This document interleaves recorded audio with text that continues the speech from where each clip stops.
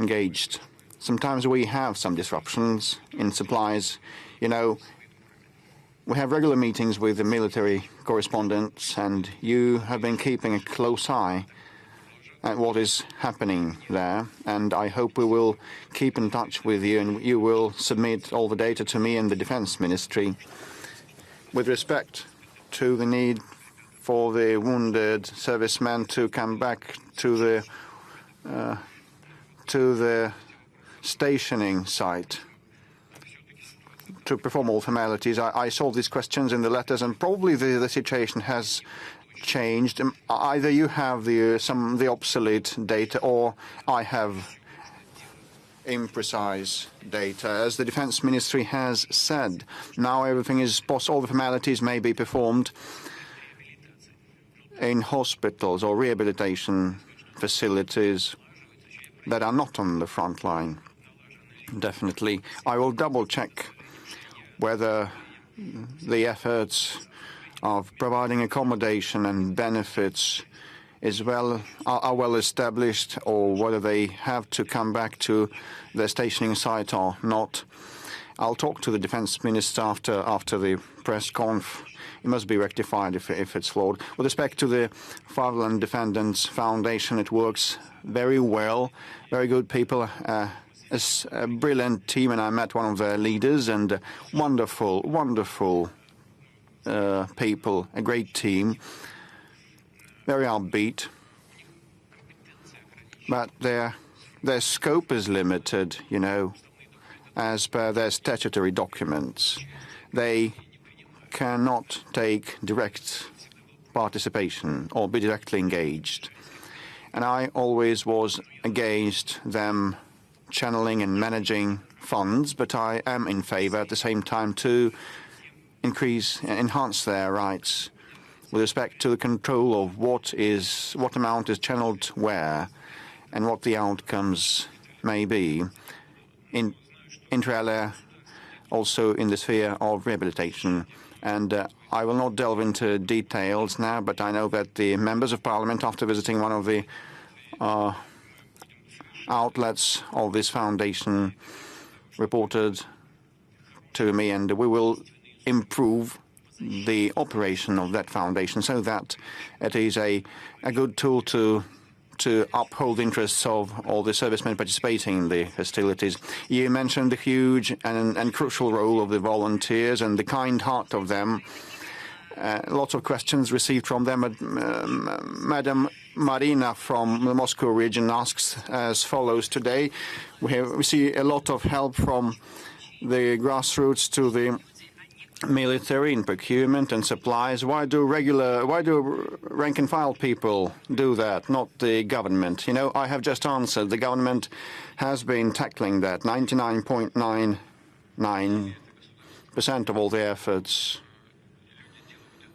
is the share of the government, but still the bottom-up movement is heartfelt and will not limit that. Well, the counter-jamming systems, well, an assault fighter asks to provide more jamming devices, and you know, we may be lacking them in these systems in some parts of the front line, in some segments of the front line, because it's more than 2,000 kilometers long and 617,000 strong contingent is stationed there. So we might have disruptions in certain segments, definitely, but if you have specific cases, please provide the data, and myself and the military correspondents will watch that. Sergei Sobolev from Novosibirsk once again phoning in. Mr. President, Sergei Sobolev, on the 13th of November 2022, I concluded a contract with a private military group for 6 months. When I returned home, I came to the Defense Committee to receive the certificate of a veteran, and I turned to the foundation of Fatherland's defenders to receive the certificate, and I was declined. And in other instances, I also was declined. And please, will you sort that out? Because we all, myself and my comrades, served in this private military company, and we cannot receive the veteran certificates. You know, I know about this system. These are the loopholes, the gaps that should have been rectified by the Defense Ministry.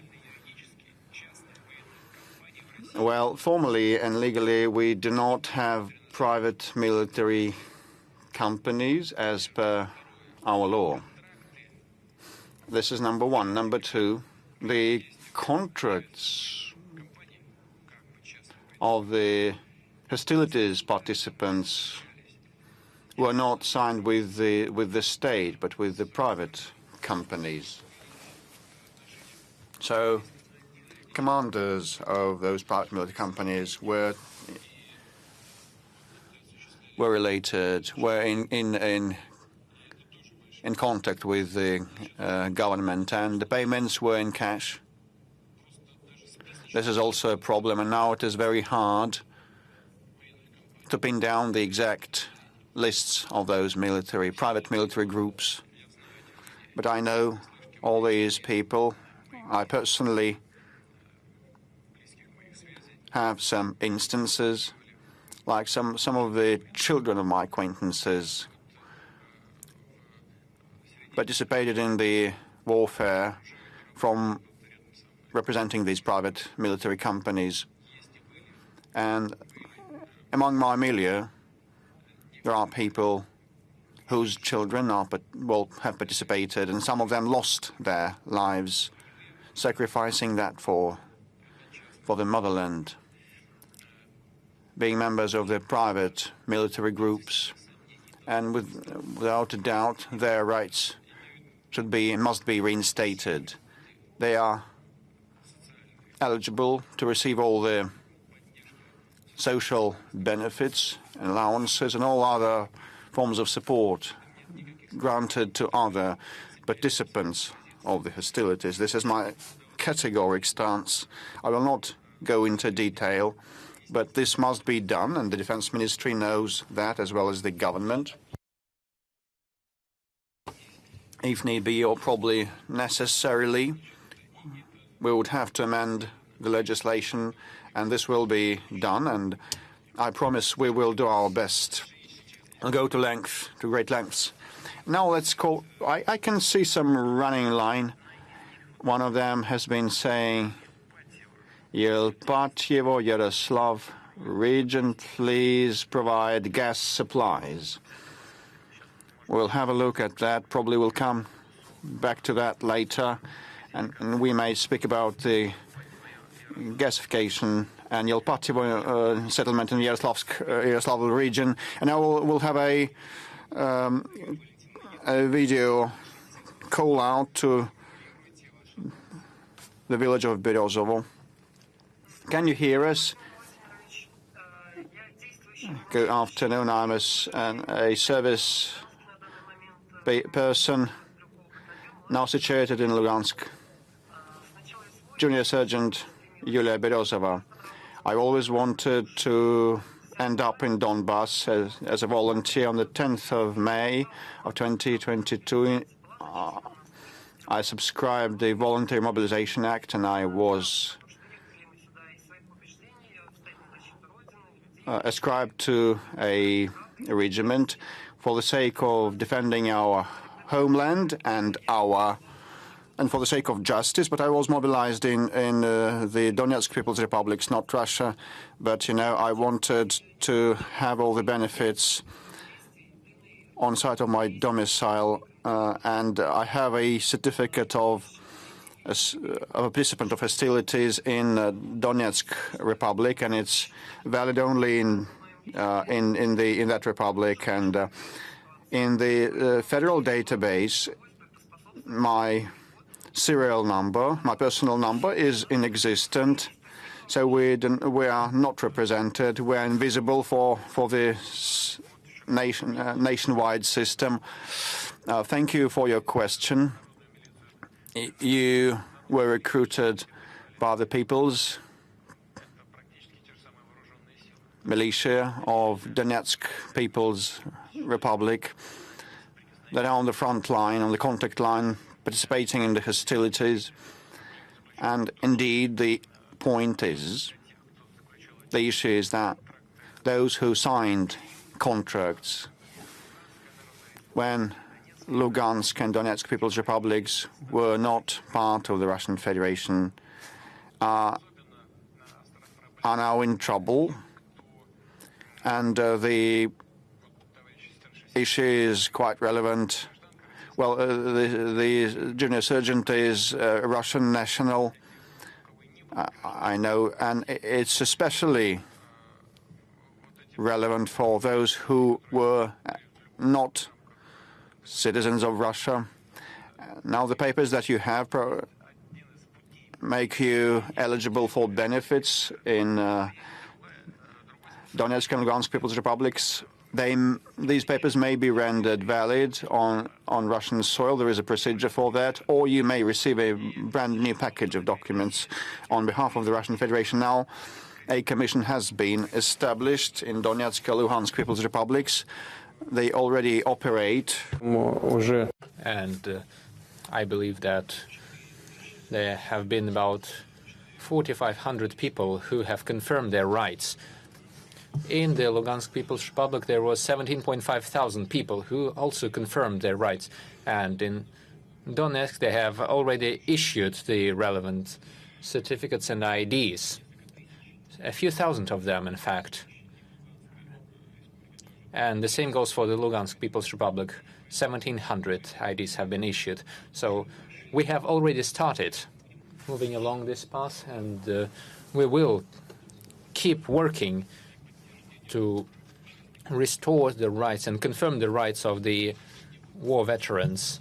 There should be no doubt about that. If something's not done yet, rest assured we will do that, and we will finish it. And if there are any difficulties that you're experiencing when addressing the Commission, you can just tell us, and we will fix it. Let's get back to the journalists, if I may. There's a young man next. Wait, let's move to the north. There's a question there. Mr. President, good afternoon. Republic Komi, Darishchanina, the capital Panorama, and member of the civil chamber of our region. This is a question that the people of the Northern Territories entitled me to ask. You know that, unfortunately, all over the country, not only in our region, it takes quite a long time to implement a very important part of the program of the relocation of the people of the far north. We have 6 localities like that in the Republic of Komi. These are the people who have given their lives for the economic development of the north, and now they wish they could spend their retirement in the territories with a more moderate climate. A few figures. This year, our republic received 129 housing certificates from the state, but there are 21,000 people still in line for the certificates. I'm not asking you to give certificates to all the people, but I see 2 options here. The first option is prioritize 2 categories of people, the disabled people and the retired people. These are the 2 categories who should be the priority. There are 2 options for them. Even though the federal budget is quite pressed for money, but still I would ask you to seek additional finance for next year. If that's too complicated, our region is ready to get a low-interest loan, and our authorities are ready to relocate the people of Irtim and Vorkuta, the people who live in these regions, to relocate them within the region, for example, to Syktyvkar or to the south of Komi, where the climate is also quite acceptable. Would it be possible to choose one of the 2 options, or perhaps there are any third options? And thank you once again for solving our question of giving the Vorkuta airport to the federal property status. Thank you for that. Yes, and it's important that the airport is developing. Sometimes we give it to the region, and then the region starts asking for federal money for development. Well, the Republican authorities are very active, and the governor was asking you about that, and all the decisions have been taken. Yes, I know that the governor is very active, and he has good connections. He used to work in the federal authorities, and I believe he is quite efficient in that. I would ask you to repeat your proposal. So, you're suggesting that we prioritize two categories of people, the disabled people and the retired people. And so we see two options for them. The first, the easiest option, is seeking additional financing from the federal budget. The second option that we would be capable of is relocating these people within our region of Komi, but that would need a low-interest loan from the federal budget to make sure we can solve their housing issues, either in Syktyvkar or in the south of Komi. The republic is big, and moving from the north to the south of the republic would also be a solution. You know, if we had a finance minister here, he would answer that we have no money, and the Minister of Finance never has any money for that. But still, we should seek a solution and seek the expansion of the program. I know that there are people who've been working their entire life in the north, or at least some period of their life, and now they would like to move somewhere south or to a region with a more moderate climate. Of course, we will continue this program, most importantly. And secondly, speaking of expanding the spending and the budget, well, the budget for next year has already been adopted. If we have any additional income, we will consider this. Speaking of the relocation within the region, I think that's quite possible. We will talk about this with the head of the republic and with the government. Giving out a loan is also not quite simple, but this might be a form of providing assistance to the region. This wouldn't be so pressing for the finance ministry, although it has certain difficulties for sure, but we will try to do that. And speaking of special priorities for the two categories, that's right. We will discuss that with the government. Thank you for your suggestion. Let us move on to that sector. The third row, a young man sitting over there raising his hand. Please introduce yourself. Vladimir Putin, RBC channel. A couple of questions about the currency. Recently, Javier Milei became the new president of Argentina, and one of his main proposals before the elections is to use the US dollar instead of the Argentinian peso. Russia, on the other hand, has recently been pursuing the policy of de-dollarization, not to use dollars and euros in international transactions. What do you think about the process, and how convenient is it for Russia to ensure transactions in rubles and the national currencies of the friendly states? And speaking of the Russian ruble, in your view, what are the factors mostly affecting the exchange rate of the ruble, its growth and increase and decrease? What is it reliant upon? Let us begin with Argentina, not to get back later to that. Yes, we are all aware of the idea of the president-elect of Argentina to use the US dollars within the country. This is a sovereign decision of each state. First of all, the inflation in Argentina is about 143%, and there are numerous problems.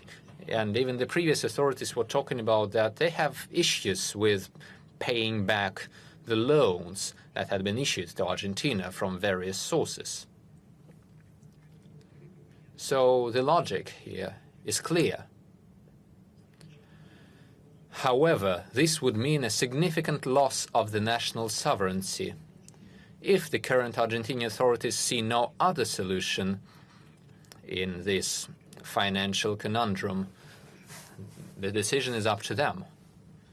However, this would mean a significant loss of their sovereignty. Now, the next point. There is also a social and economic component of such decisions. You're from the RBC channel. You specialize in these kinds of stuff. You're all specialists and experts. You'll know what I'm talking about, and the citizens will understand. There's nothing complicated in what I'm about to say. even the use of the US dollar when calculating your national currency exchange rate may result in serious social and economic consequences. Back in the day, Argentina went through great turmoil relating to their finances and the banking issues. Now look what's going to happen if they only use the dollar, or if they directly link their national currency to the US dollar. They're trying to solve their domestic economic problems.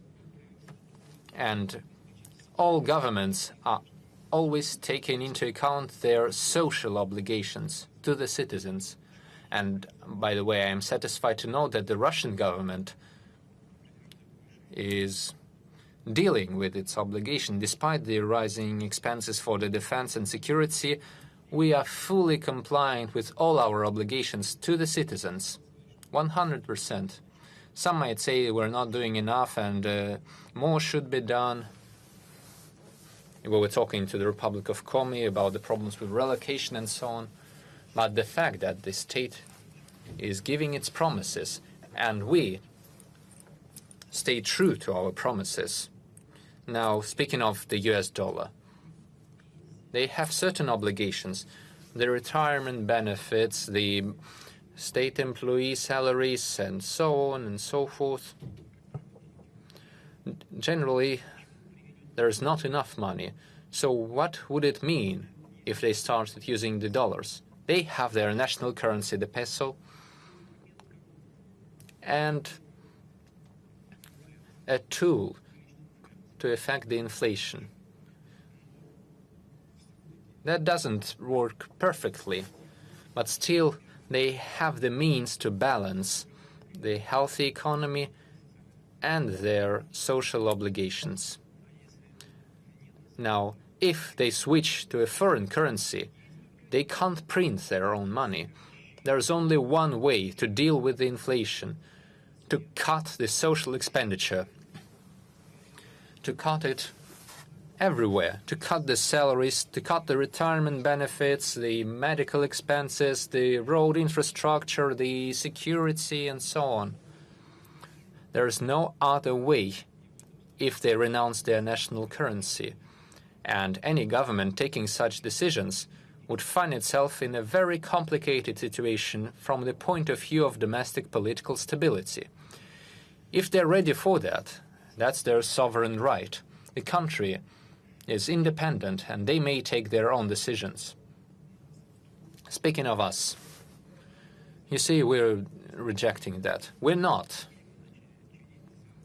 However, we've been experiencing problems with the transactions in foreign currencies. And by the way, they're shooting themselves in the leg by doing that. They are blocking our access to the US dollars and the euro as universal reserve global currencies. First of all, the US dollars. In 2021, if memory serves me right, we were servicing our experts and we were using 87% of foreign currencies in these transactions. So the US dollars and the euros. The ruble only accounted for 11 or 13%. And the Chinese yuan accounted for 0.4%. As of September this year, the figures are as follows. The rubles accounts for 40%. The yuan accounts for 33%. The overall use of the US dollar and the euro is 24%. It went down from 87 to 24. Why did they do this? They shot themselves in the leg. Is it bad for us? No, it's not. The more we use the national currencies in our economic transactions, the better for us. This increases our sovereignty and our opportunities. So, what defines the exchange rate? The exchange rate depends on the market conditions, on the price on our export goods, and it relies on the domestic consumption and domestic demand, which is growing. There is also one more aspect. By the way, there was a decree that was meant to regulate the exchange rate situation, and it also played its own role and made the contribution. What was this about? In the previous years, it didn't take any restrictions. We used to have enough information from the countries that were receiving the majority of our exports, and it was clear for us where the capital is moving. Now we do not receive any information. They closed everything for us. The government and the central bank do not see what is happening with the finances that our those who export receive from exporting. The central bank and the government now have a legitimate desire to see how everything is accumulated, where money is moving. So these elements of control are being introduced. I think that everything is becoming normal, and if everything is temporary. Well, but the financial situation is stable, and the main thing is to ensure this stability and predictability. In my opinion, we are reaching this goal today. Let's have a question from the hall. We haven't asked anyone from that sector. Can we ask someone from Kuban? Can I please participate also in this? Hello, Mr. President, Zhmutsky Maxine from Krasnodar territory. This year, the resorts of Kuban reached a historical record. 17.5 million tourists arrived to our region. It's only in summer, and now there is an active winter period. This is a burden for the infrastructure, first of all, to the transport because of the closed airports. Is there a federal plan to develop transport access to this region, maybe railways, highways? Just yesterday, there was information that on the 15th of December, tomorrow, there will be a test flight to the airport of Krasnodar. If everything is good, our Krasnodar airport will be opened. Is it true? Thank you. Please sit down. As for the airports, the main criteria is security. Ensuring security of people. This is an absolute priority if we are speaking about opening airports. This also goes for the airport in Krasnodar. It's far away from the war zone. The Ministry of Defense has this request. They're analyzing the situation to make a decision. If they're moving to this decision, they will inform me about that and we will act. But first, we have to see the situation and analyze it. As for the development of transport ways,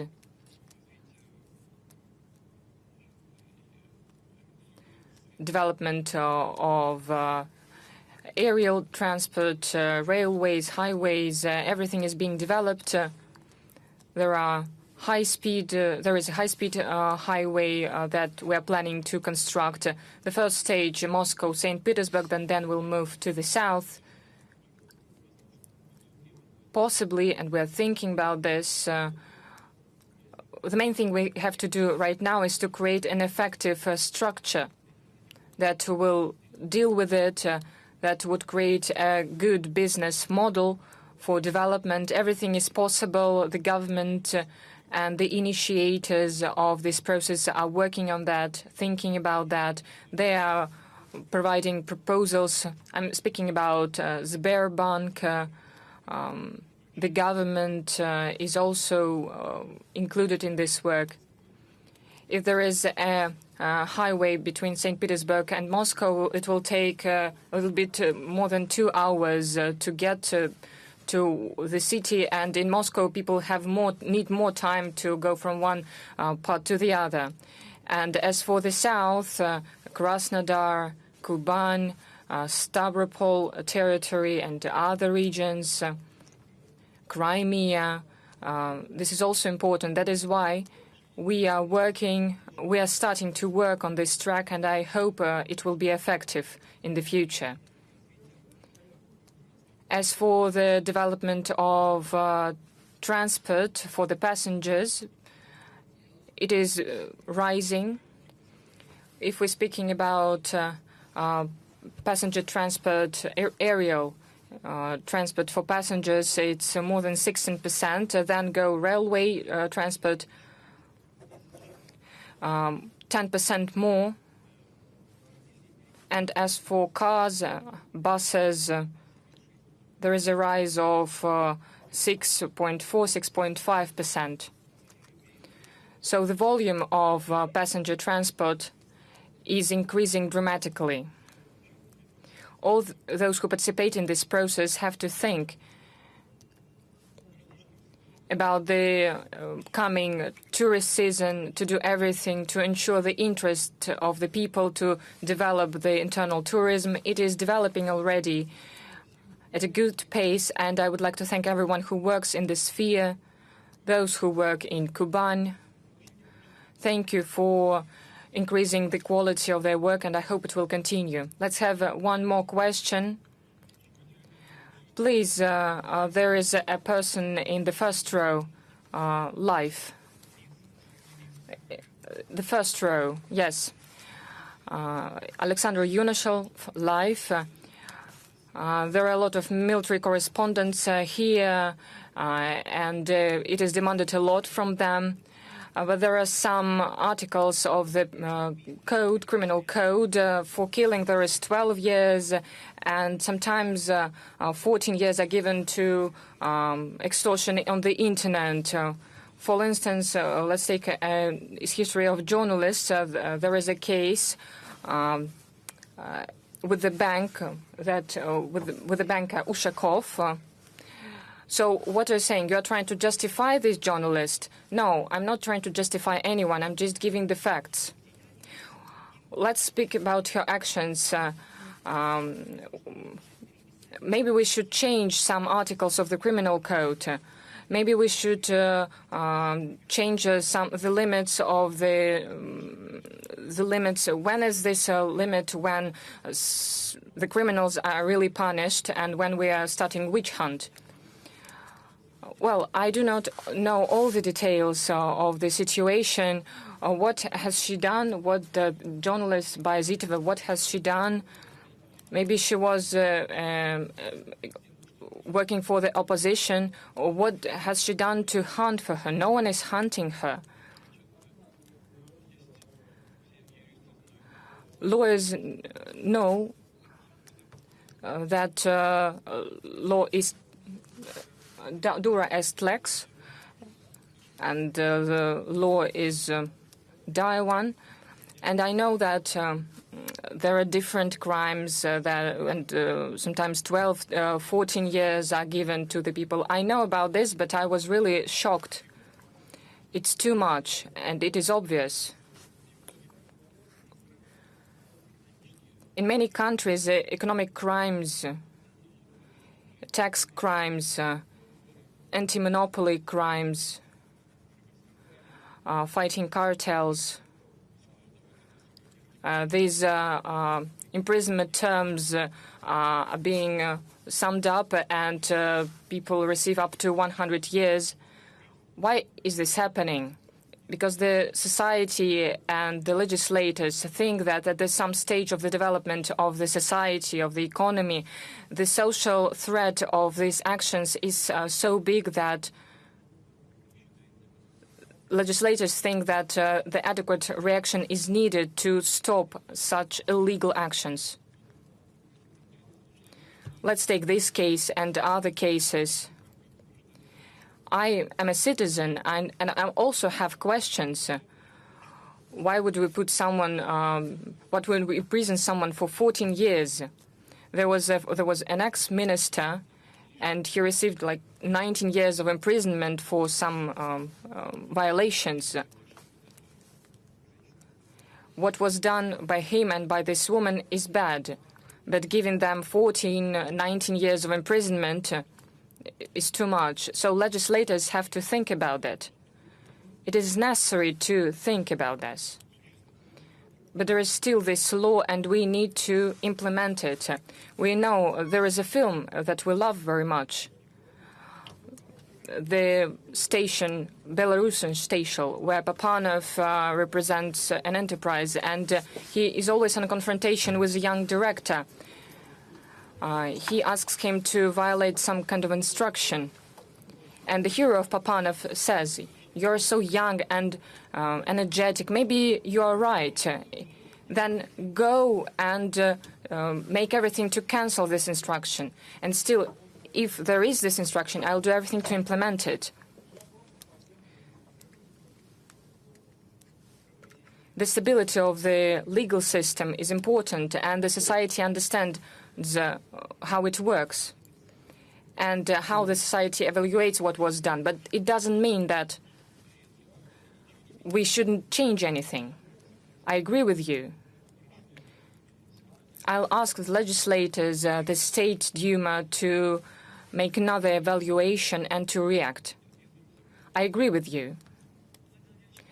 Mr. President, we're working live. We have been working for 2 years. Let's just listen to other questions. They are not usual ones. For instance, Yaroslav from St. Petersburg. Today, our country and you personally are being insulted. For instance, maybe in the future, a person from a German village will say, well, Putin was doing everything correctly. What do you think about all the world that is against you? And have you ever played chess with someone recently? And what can you say about the celebrations? There are many questions. Well, the first one was about a person from Germany. Another one was about stress, about motivation, how you preserve it. And another question was about playing chess. Have you played chess with someone recently? And what do you recommend the Russians to do during long celebrations? Why only speaking about a German town? I know that not only in German towns, but in many other towns in Europe and the US and other regions of the world, many people think that everything we're doing is correct. We're not afraid to fight for our national interests. And we're not interfering into other interests. This is the first thing. We have a lot of supporters all over the world that support and protect our traditional values. There is a great number of them. And there are more and more of them. The number is rising exponentially. As for the stress, how to deal with it, how to deal with the situation when we are attacked, the sense of duty. I'm saying it without any pathos. During years, I have accustomed to the fact that we need to strive to choose the main thing and do everything to reach our objectives without paying attention to anything else.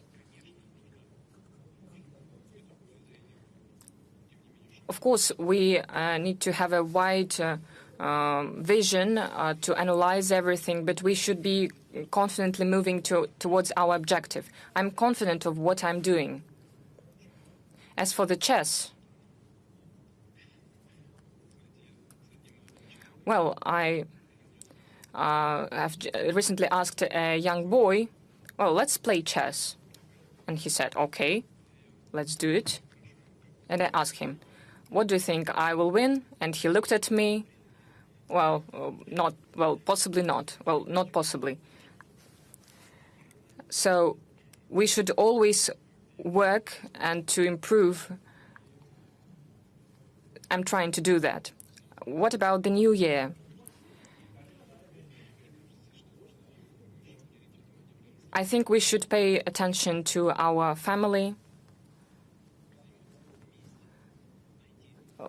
do something together, find some common cause, go to theaters, exhibitions, do sports, be active. And it's good to spend this celebration with the family. We receive a reaction to the questions that we receive. There is a call, Crimeans that go to the governor's school, and they are ready to go to the gym and to repair it in Crimea. I think the same response is expected to this matter. This is not a new topic, however, there are new manifestations. The issues with higher prices for a certain product. It is very sad to buy eggs in our country. Coming from Tomsk, Anastasia from Ivana is asking whether these are special golden eggs from a golden goose. And there is also a question from Krasnodarsky region. Dear President, my favorite president, my name is Irina Okopova. I'd like to appeal to you. I'd like to ask you to use your influence. Right now, a dozen of eggs is costing from 180 up to 220 rubles. Where are these prices coming from? Chicken breast used to be 165 rubles per kilogram. Right now, it's 350. Chicken wings, 165, today 250. Please take mercy on retired people. We don't have millions received in pensions.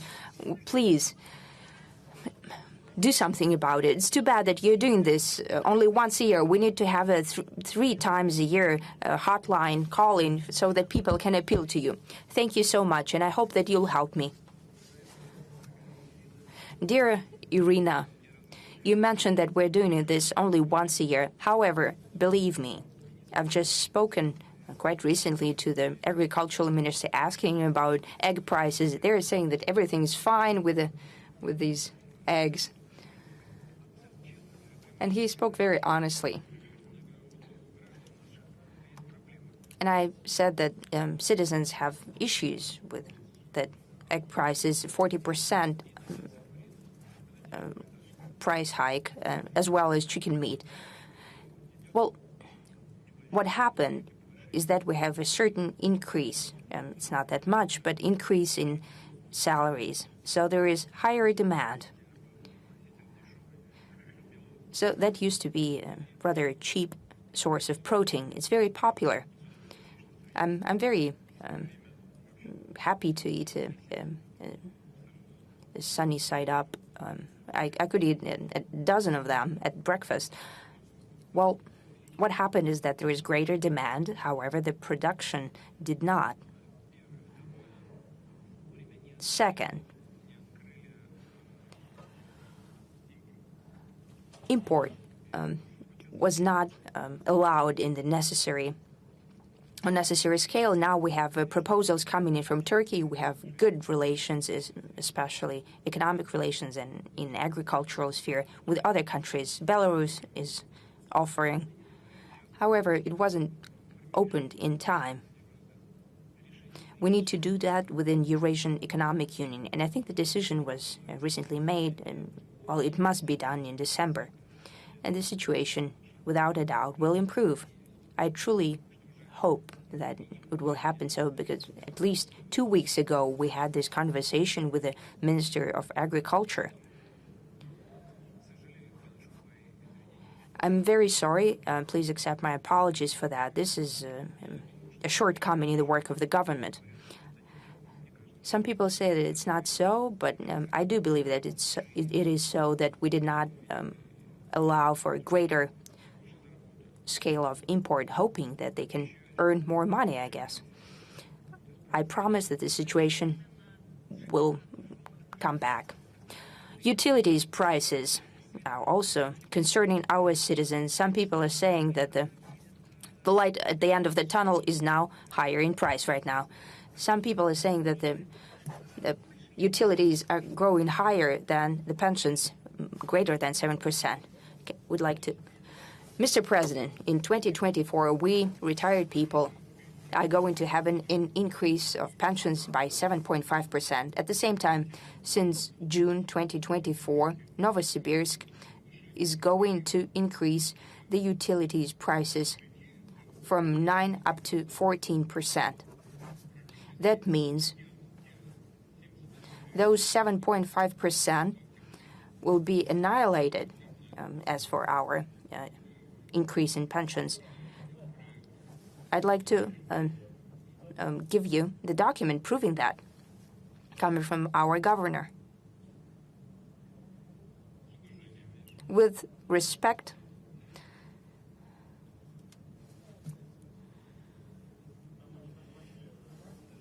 yes. Well, our counterpart did not present him, Vladimir Leontiev. Mr. Leontiev, I agree with that. I'll look at the situation. I can see it on screen. Indeed, the utility prices, there is something happening in Novosibirsk. We'll analyze the situation. Indeed, the pensions are going to be adjusted for inflation by 7.5%, but I hope that will be higher than the inflation rate.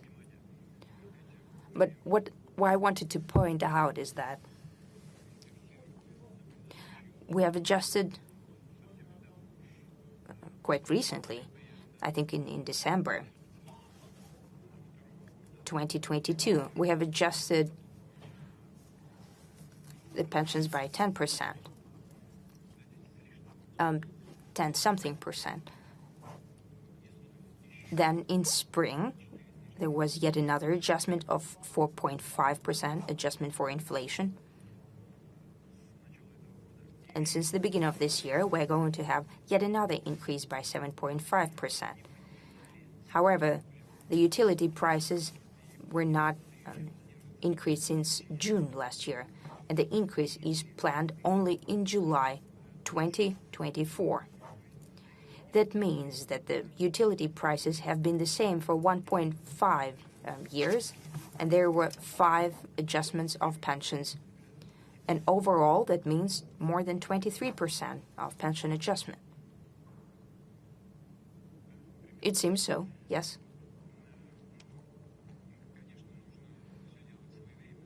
Naturally, everything should be done timely. The prices, utility prices, should be increased step by step, and there should be advanced adjustment for inflation of the income of the citizens. There is yet another thing that should be noted here. There is a rule, according to the law, that if the utility expenses of a family, of a household, exceed 22%, then the household has the right to receive a subsidy. And hundreds of thousands of people have used this rule last year in 2022. I think this year the same applies. In some regions, there is even a lower threshold, not 22%, but if the household is spending up to 15% of their income on utilities, 15 or 20%, they can receive the subsidy. But we need to take a look at the parameters, what's happening in Novosibirsk. Of course, I'll do that. Is that correct that for a very simple service, utilities, you need to pay a commission to the bank? There are a lot of questions like that. Well, I don't think that's right, especially if it applies to retired people. The decision has just been made. The commission should not be tax coming from the retired people. That's something new. I think we've forgotten about our audience here. Let's give the floor to the Baikal-Amur main line.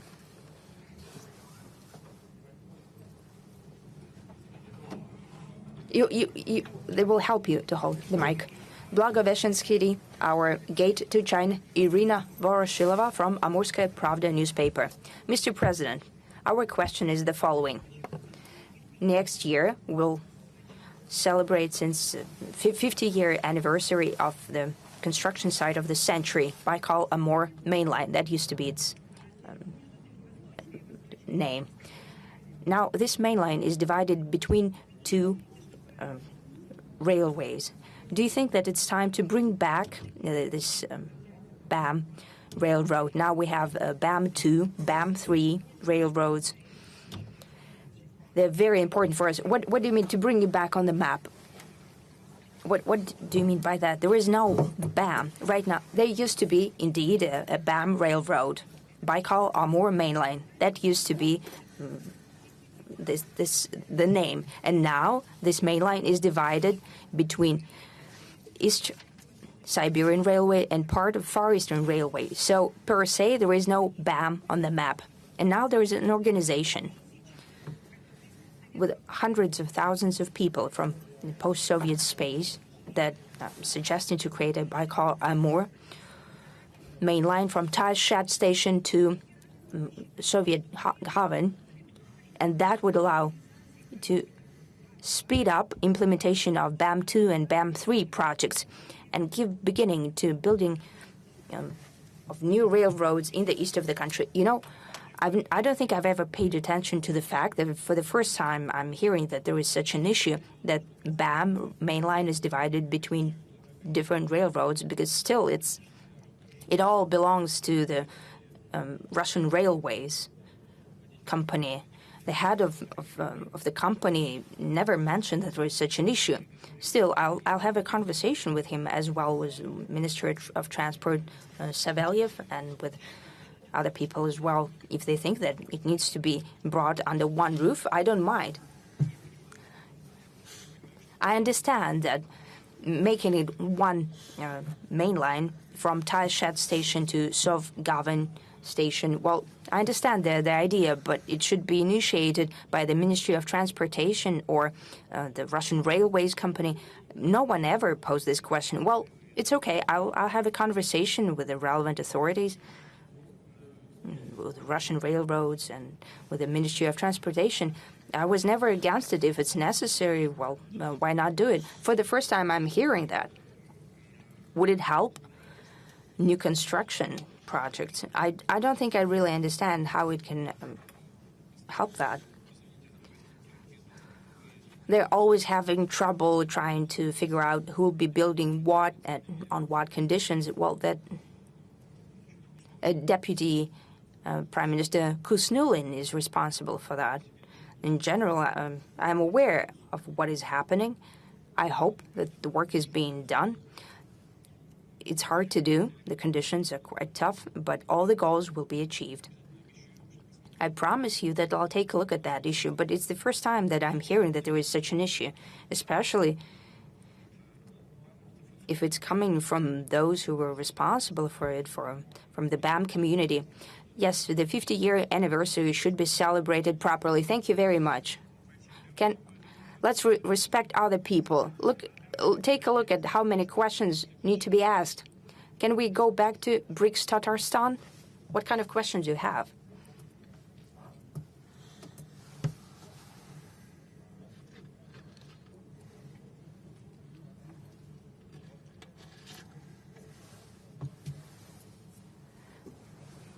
Artur Karlilov, Tatar Inform Media.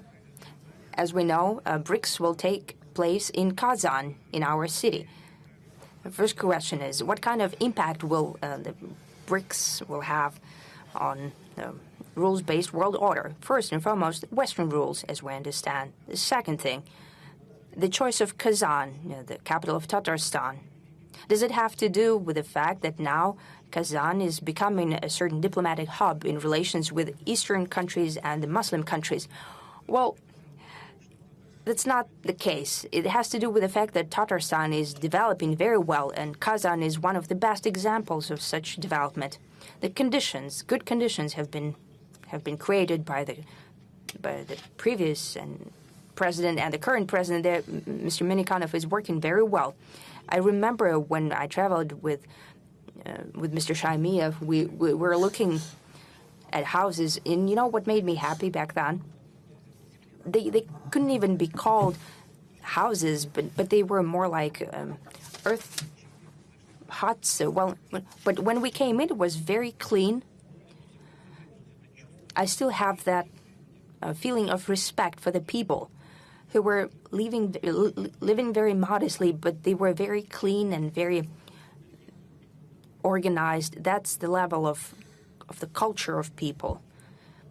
It amazes me, and it's reason for my respect. And I think it has to do with the successful development of Tatarstan and the capital of Tatarstan, the city of Kazan.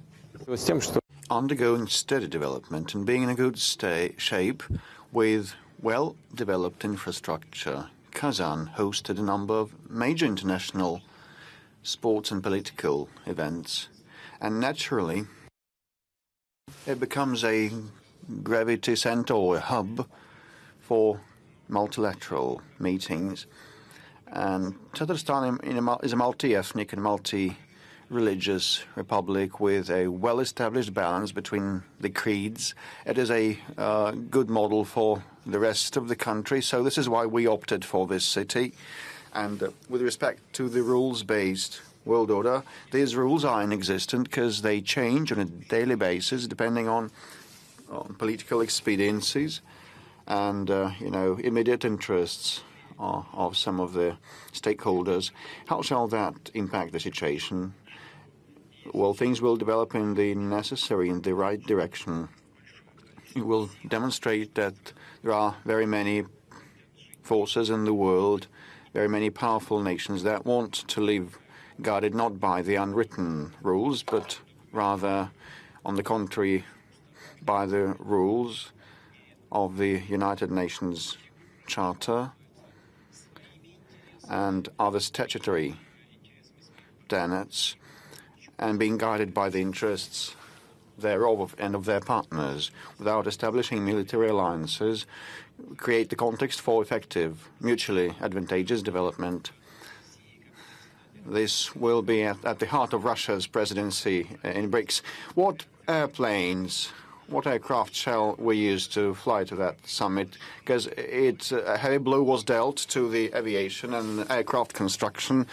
In past years, you obliged Russian airlines to buy and purchase Russian aircraft, and now they are queuing to buy these. But still, we are now using foreign-made aircraft. Is it safe? Because any news about an air incident or accident cause outrage. And now a phone in from Maxim Saltykov from Moscow. Can you hear us loud and clear? Yes. Good afternoon, Mr. President. My name is Maxim. I'm a cadet of the Aviation School, military school. What is to happen with our civil aviation in the current geopolitical context amid sanctions, and our airlines are not allowed to purchase foreign-made aircraft? MS-21 and IL-96 are 300 only being certified, and it will take a lot of years for them to be commissioned, and the lifetime of the currently operating aircraft is coming to an end. And another question, very few graduates come to work to our airlines, although we're trained for that. And in a nutshell, shall we fly in future, and what shall we use? What aircraft shall we use? We will definitely keep flying. With respect to foreign-made aircraft, Pavel has been correct in saying that we used to have disputes with our airlines that procured without any reasonable limitation too many of foreign-made airplanes. They had their own rationale because they cited the noise levels and the fuel consumption levels. Lots of arguments behind that, but probably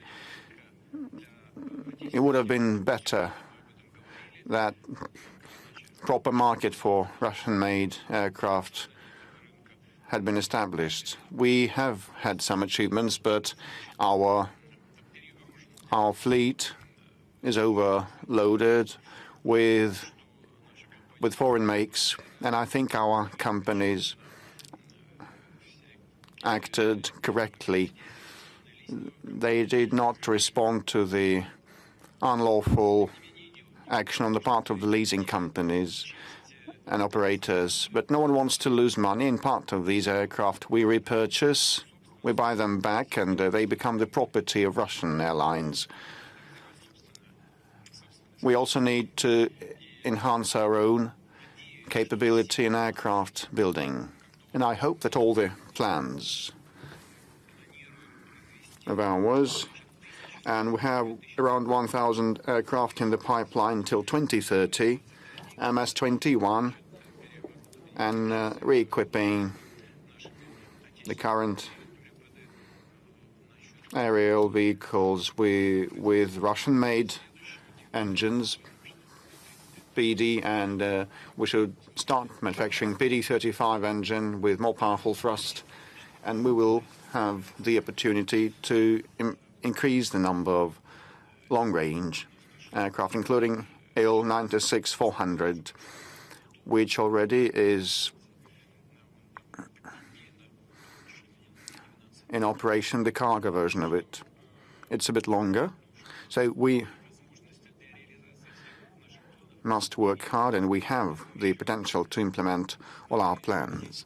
I hope that we will deliver on all of the plans of ours, and we will have aircraft at hand for the pilots and passengers.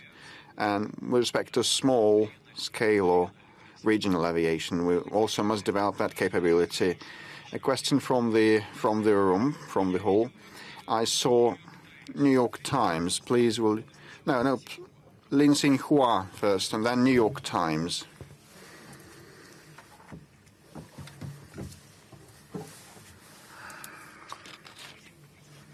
Good afternoon, Mr. President. It's my pleasure to ask you a question. Xinhua Chinese news agency. 2 questions to you. The first one, as we know, Russia is to preside in BRICS next year. What meaning, what importance does cooperation and coordination between BRICS and Russia and China in BRICS have? And what do you expect from the development of the Chinese-Russian ties next year?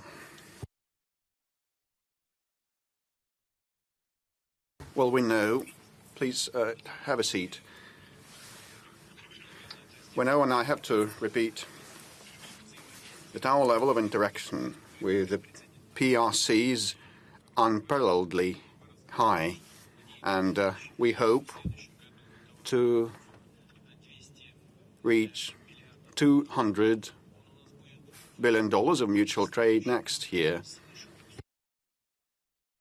It's going to be on top $200 billion, even probably shortly this year, or early next year.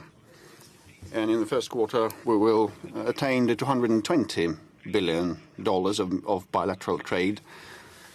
And the increase will be 31%. It was 31% last year, and the growth will be 30% this year.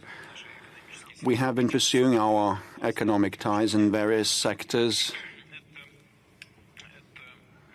steadily. We have been diversifying our ties. We have been developing infrastructure and bridge building and high-tech cooperation also, and we will act in this vein. And an incentive, an impetus was provided during the March visit paid by the President of China, Xi Jinping. And we agreed that we would develop relations in 8 main areas, and we signed the relevant documents. And the government of Russia and that of PRC started implementing our plans that we designed with my friend and a friend of our country, President Xi, actively. We have been working intensively, stably, reliably. As regards BRICS, Well, I will not say anything new. This vector has been reinforced, and the Russian-Chinese ties are one of the main guarantors behind the global stability. We see what has been happening around Russia and China, and we see some attempts of the West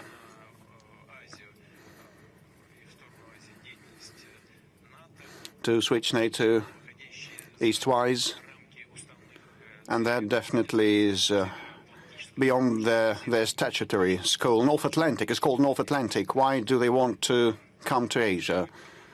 Still they do. They're trying to instigate, incite the situation. They're establishing new political alliances and military alliances with different makeups. Us and China don't do anything of the kind. We do cooperate in military sphere, in the economic and humanitarian sectors also, but we do not establish any alliances, and our friendship is not meant against third countries. It's to benefit us, most importantly, not anyone, not being against anyone else. What we see from the West, well, they're trying to make friends against someone, and we have been watching that closely, and we will respond on time and effectively. There should be no doubts about that. And now, New York Times, as we promised, well, in the middle. Газета New York Times. New York Times.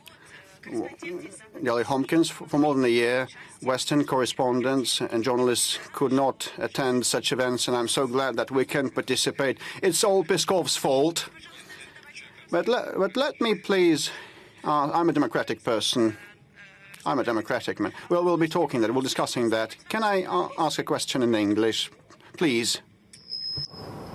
My colleague, Wall Street Journal correspondent Evan Gershkovich, has been held in Lefortovo prison without a trial for 37 weeks. His detention was today again, the extension on his detention was today again upheld. Paul Whelan, another U.S. citizen, has been in prison for nearly 5 years. A spokesman for the U.S. State Department, which considers both men wrongfully detained, recently said that Moscow had rejected what it called a substantial offer to return both of them to the United States. Is that true? What will it take to bring them home? And do you think that finding an agreement with the United States to bring them home to their families can be a way to improve the severely strained relations between the United States and the Russian Federation? Thank you.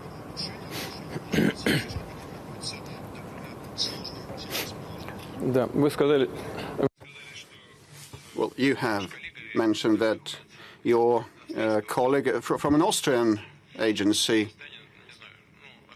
and Austrian was an Austrian journal.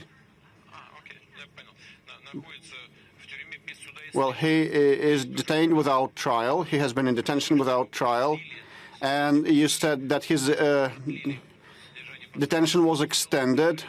That was done upon a ruling by the court, so it would be inappropriate to say that it was done without any trial or court intervention. So there is some court ruling behind that. With respect to possible returning home or extradition of these two men back home, why not bring them back home? Why have they committed offences on Russian soil? They ought not to have done that. Well, it's not that we decline to send them home. No, we want to come to terms, and these agreements must be mutually acceptable and should be okay for both of the parties. And we have contacts with our American partners on that. We're in touch with them, and we pursue dialogue. It is not at all easy. I will not delve into detail, but I think that we speak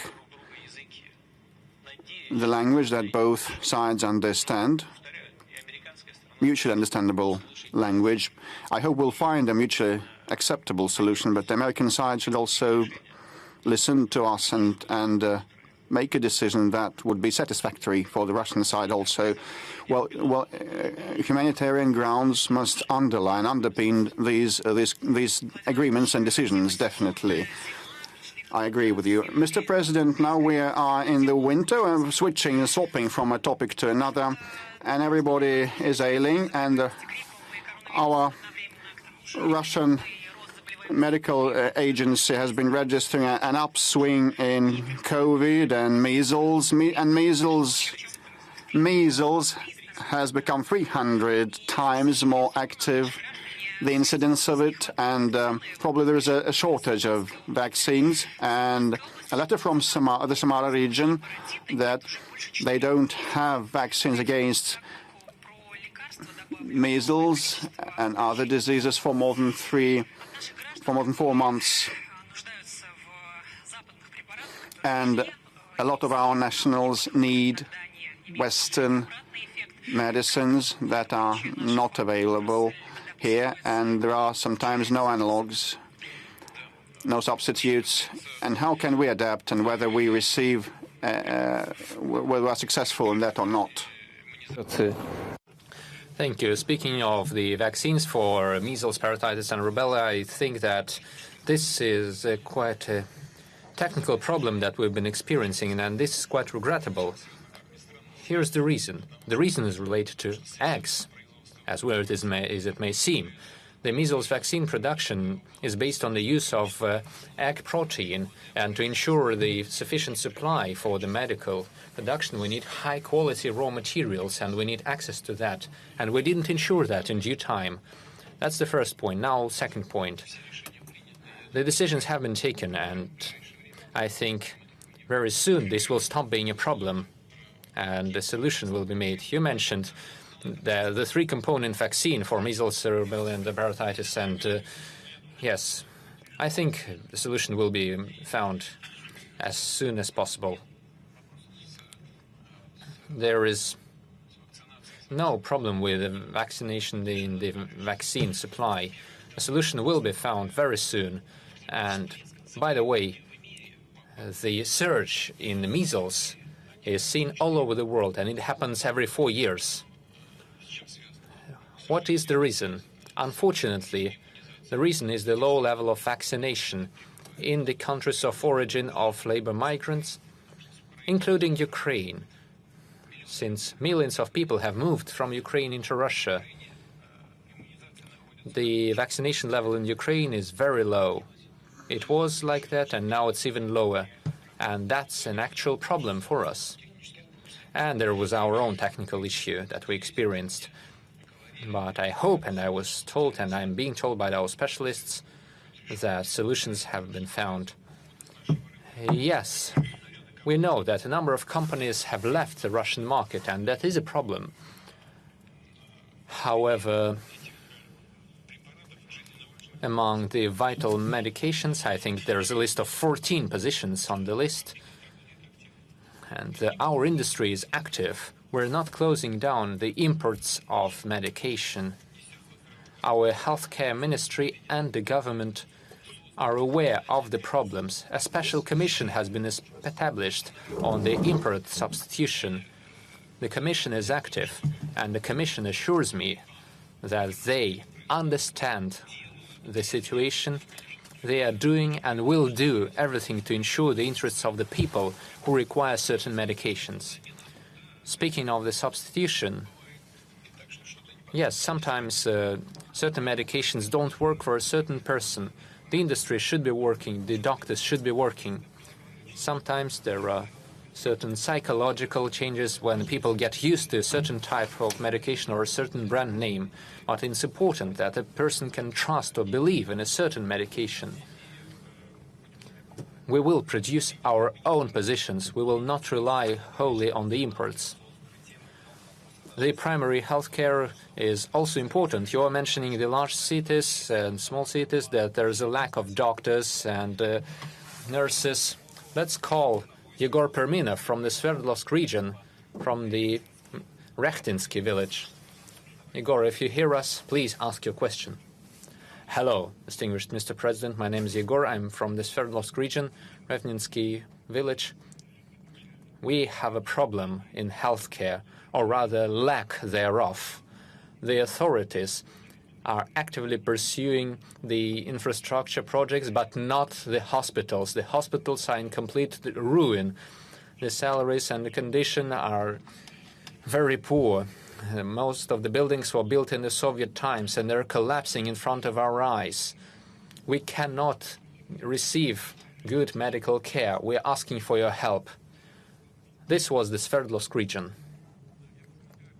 I will look into that, definitely. I will see what we can do. This is the village of Rechtinsky, not far from Yekaterinburg. I will write it down. We will deal with that. There is a program. A program for the primary healthcare system. We're allocating quite a big deal of financement. We have already bought 14,000 medical vehicles. We are building the primary care facilities, and I think the volumes are still not enough, and we will extend the program. This is a part of the future presidential program. We will extend the program to ensure the improvement in the primary healthcare system. Yes, we will do that. Much has been done already, in fact. Judging by what we see now, we're not doing enough. Let me repeat. We are aware of the problem, and it is no accident that we created a specialized program to improve the primary healthcare system, and we will continue pursuing it. In this regard, it is most important to pay special attention to that. And the program says this too. We have to pay special attention to the rural areas. More than a half of all the financement of the program goes into the rural primary health care, and we will keep doing that. And we will take your address and your suggestion into account. Let's get back to the journalists.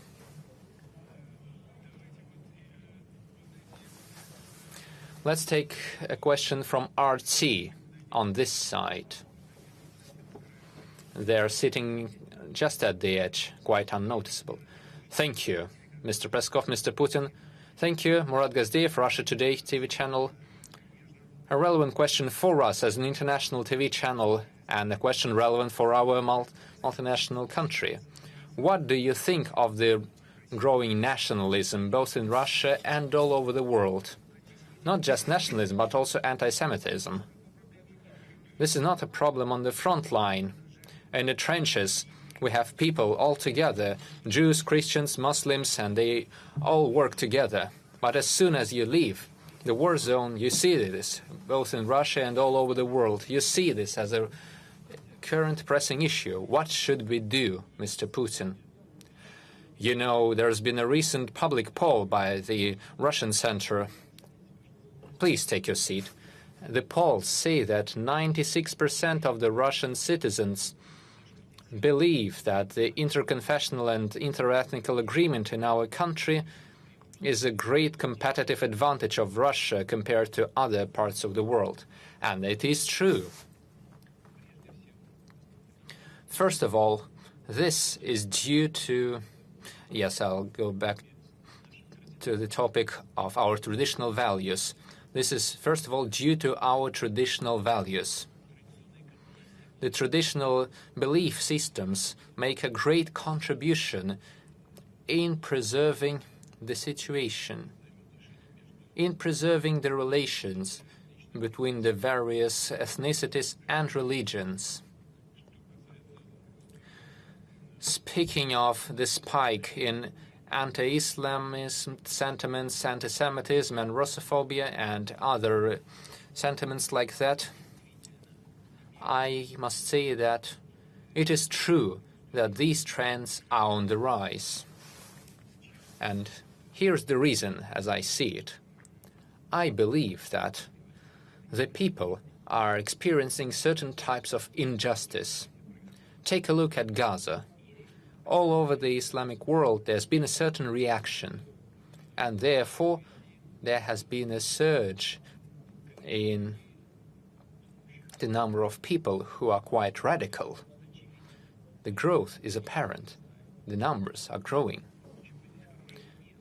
There's nothing good about that, rest assured, but still, this is the result of the policy of certain elites.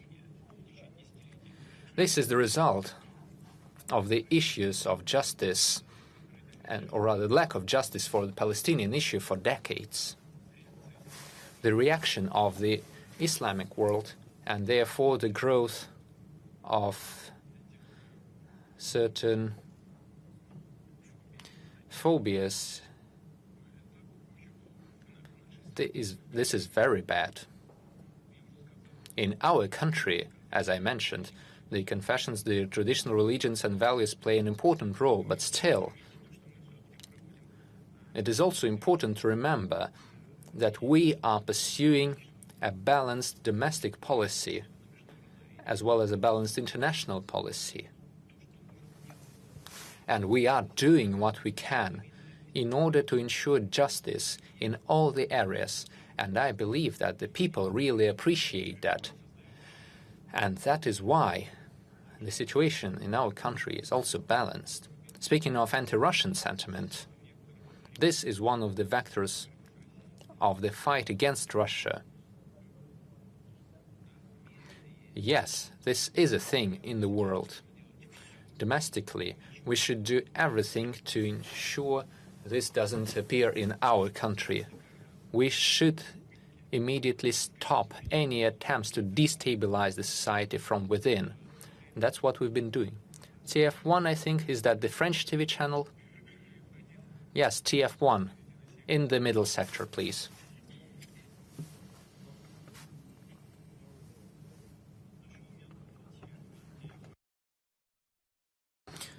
Been in contact for a very long time with Emmanuel Macron. Could you tell us how do you perceive France and its president today? Do you plan to meet him once again? On what terms?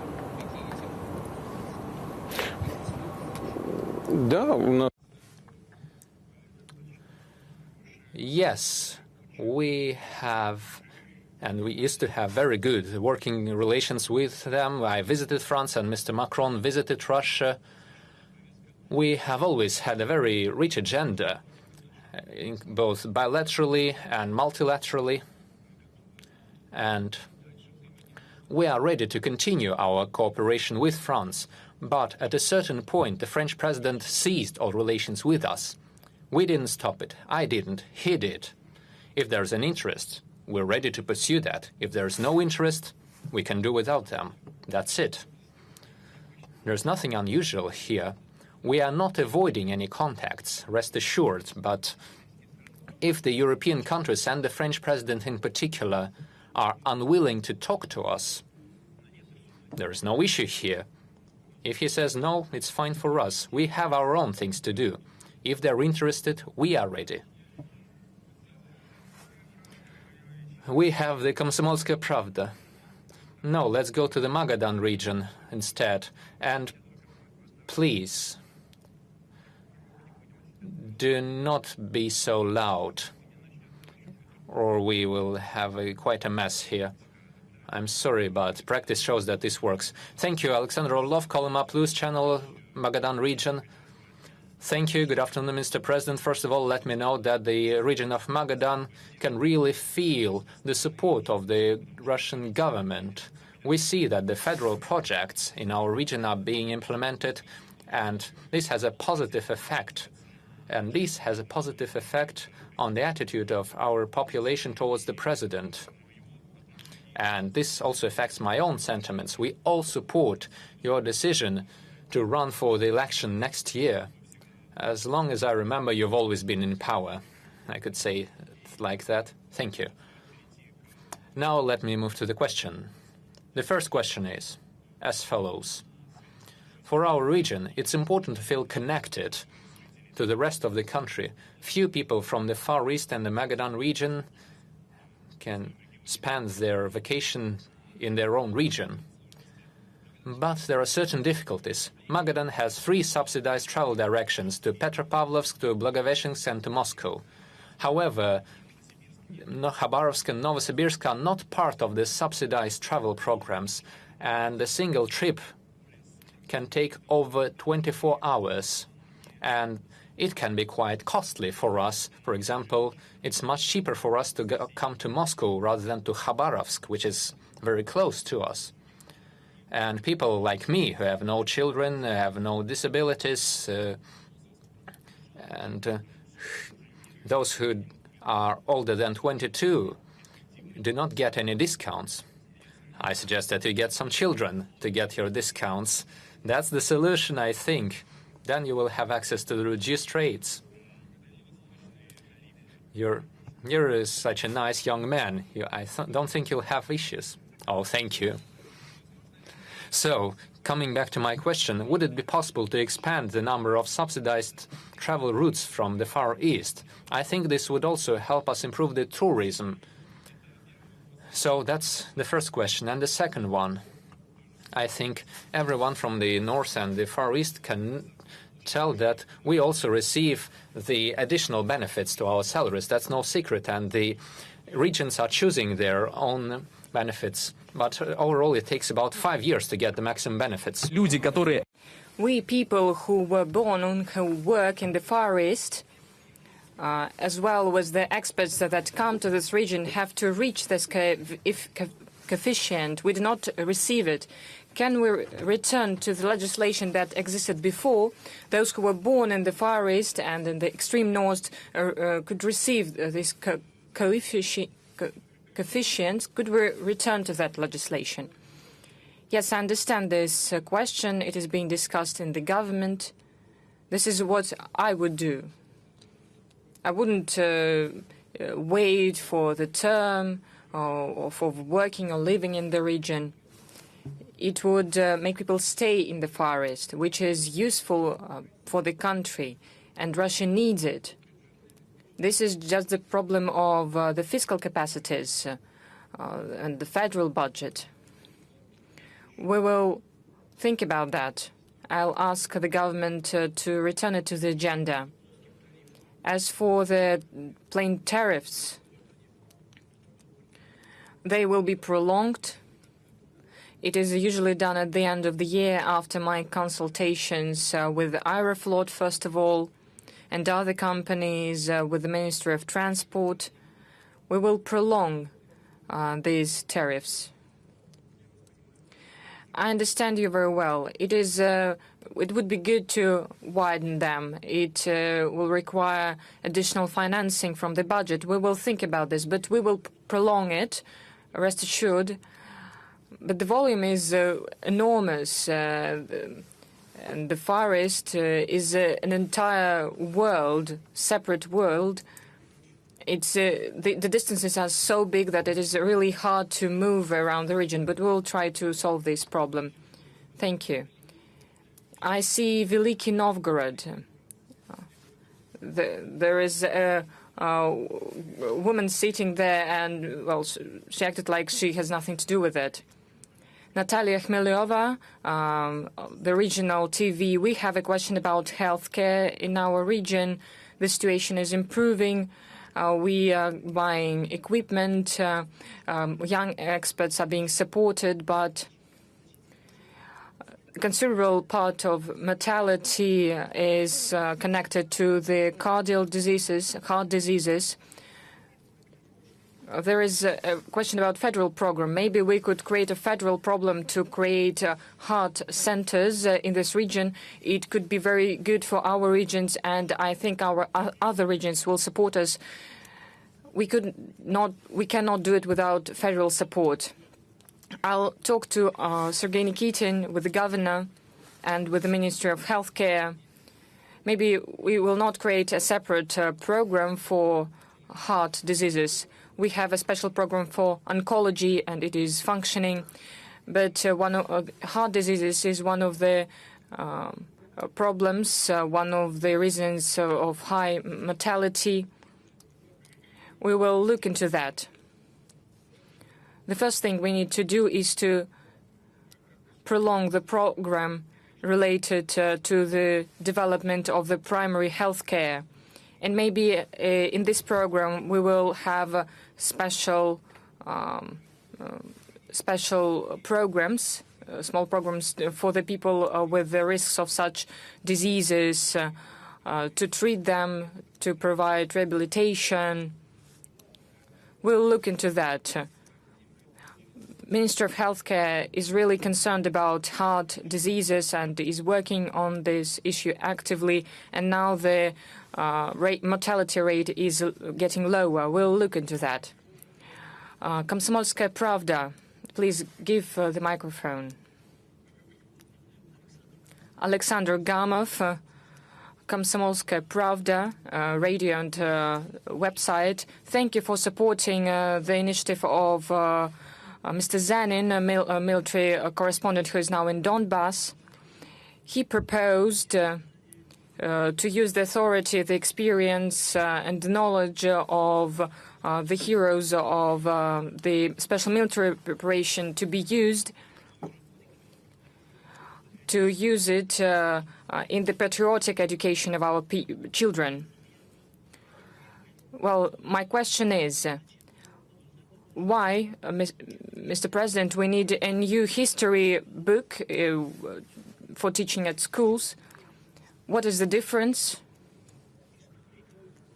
Oh, well, this is the first question.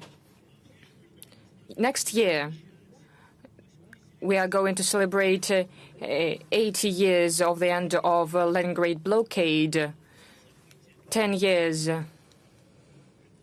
since the reunification with Crimea. In the 2025, 80 years of the Great Patriotic War. Personally, for you,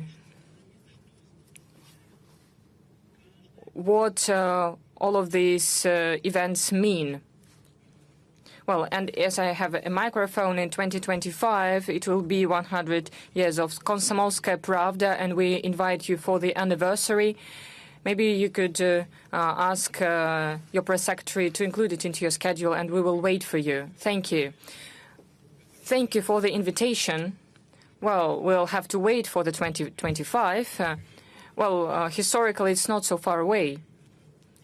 But if we're speaking about a person, it's quite far away, but thank you. As for the anniversaries, I'm sorry, it's because of the air conditioning. As for the anniversaries that you mentioned, it's not only for me, but all the people in Russia, all people of the former USSR, all of this is of great significance for almost every Russian family. This also has a personal meaning.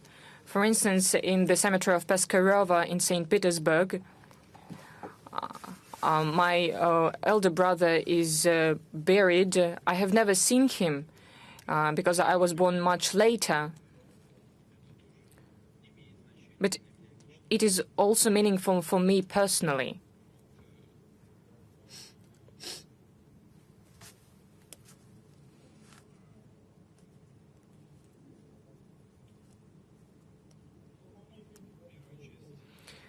Well, the first part, what was it about? You were thanked for supporting the initiative by Sergei Zenin. I just thanked you on behalf of Komsomolskaya Pravda for supporting Sergei Zenin and his initiative. Those who fight in the special military operation should be used in for peaceful objectives. They could go to schools. For instance, it would be very good for patriotic education of children. I cannot add anything because wars are won by teachers. If you're speaking about education and about those who have risked their lives fighting in the war, fighting for our motherland. It's very important. In Leningrad, we had teachers who participated in the Great Patriotic War. And we had a lot of respect to them, to what they said, how they behaved. This is the greatest example, and we're going to use this opportunity. And now the question was about the history book. Why do we need this? There were 60,000 or 65,000 versions, and in many of these books, and those the Russians will understand, because we were speaking about the anniversaries related to the Great Patriotic War. In many books, there was anything. There could be anything. For instance, the significance of the Second Front. But nothing was said, or almost nothing was said, about the significance of the Stalingrad battle. Is it all right? We need a fundamental public state version that should be presented to everyone and should be used by everyone, those who print it, those who read it. Because first we're speaking about children and then about citizens. It's extremely important. We needed this school book. And there were questions, there were those who were criticizing it. All right. Yes, teachers and scientists should together work on this. Or they also should work with the parents. They should think about this, develop it, introduce changes, knowing the realities, the relevant ones of what is happening now, preserving a good approach to the historical events of our country, because we had, as any country, many internal problems. So we should be kind about that. And all these school books should be truthful. They shouldn't serve any other's interests. Well, this is something new for a direct line. The people stopped saying that they have problems with the roads. Instead, they're saying that everything is good. For instance, they're speaking about the highway to St. Petersburg and others. But people have many questions about riding over roads where you have to pay, and the prices are very high. Why is it so expensive? And we have a call. Hello, Mr. President. My name is Sergey. I have from Moscow. I have a question about tariffs for a road between Moscow and Kazan. The tariff on this highway for a car is around 7 rubles for a kilometer, and it will be 6,000 rubles for going from Moscow to Kazan, and this is costly. Before, Avtodor was saying that it will be 4 rubles for a kilometer, and it would cost 3,000 or 4,000 rubles to go from Moscow to Kazan, and I think it's reasonable. Please, Mr. Putin, could you give orders to the organisms that are responsible for that to ensure reasonable prices for tourists? Thank you very much. Sergey. Yes, is it your name? Yes, it is. Sergey. Well, I don't know why I'm speaking about this figure, 6,000 rubles. Was it published? For instance, if we multiply it, we receive 5,600 rubles to go from Moscow to Kazan. Well, the price should be 4,500 rubles. I will check it. Maybe we shouldn't just multiply it. I will check it. Thank you for the question. If we're speaking about Crimea, it costs less than 4,000 rubles, and the distance is very long. As for St. Petersburg, it's also 4,500 rubles. Well, it's very good that those who live in Moscow think about Kazan. It's so harmonious. I'll repeat. I do not understand why I was speaking about 6,000 rubles, because it was promised to have 4,000. Yes, I understand, but that is what we received, multiplying it. Thank you very much. In general, toll roads can be toll roads only if there is an alternative, because there is an opportunity to not pay for the road and to go for free. But those who construct roads try to do everything to make them not so costly. For instance, there is a bridge that is going to be built, and before that there was a ferry. It will cost 270 rubles to go over this bridge. So I'll ask those who construct roads to work in this direction. I will check it. Mr. President, since we've started talking about roads, when we came here with Pavel, traffic jams, rush hour, plenty of Chinese cars. It's a true expansion, so to speak. And experts are saying that almost 60% of our market have been conquered by the Chinese cars. They're not cheap, however, ours are also on par with them.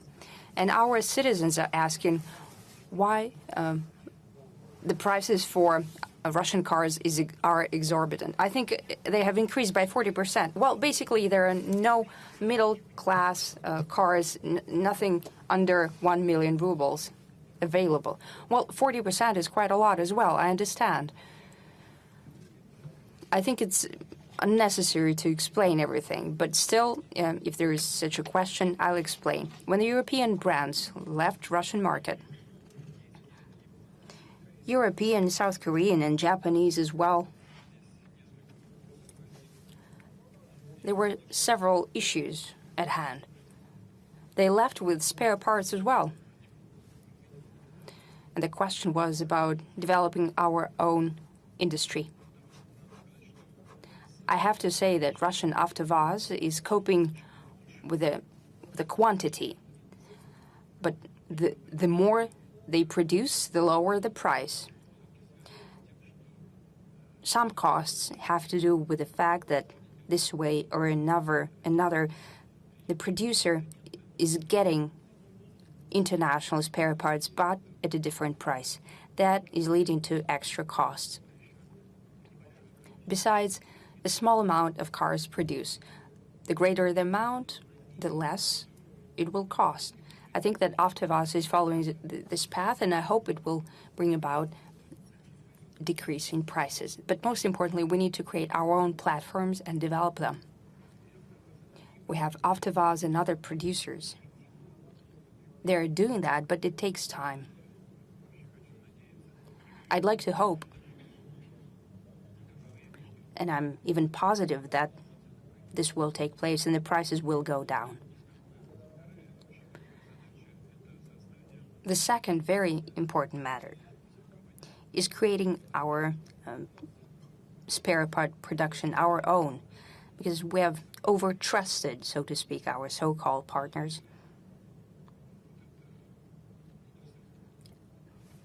And the spare parts industry has been completely lost. And we need to rebuild it. And our industrial ministry is doing that. This task is being solved. I'm trying to be very cautious, because if I say it will happen tomorrow, but they won't manage to do it, they will say that I've promised something and didn't deliver. But I'm trying to assure you that our industrial ministry is working very actively, as well as producers, and I'm happy that we'll achieve that. And Lada Granta is under 1 million rubles. A 40% growth is quite a lot. Everyone wants to have an Rs, I think. It's very expensive. Well, it's been produced in very small amounts. However, it's been produced abroad as well, in the United Arab Emirates. The assembly is located there. Our Emirati friends like that car, along with other producers as well. We have a range of limousines and sedans and jeeps and buses, and we have it all, but we just need to start.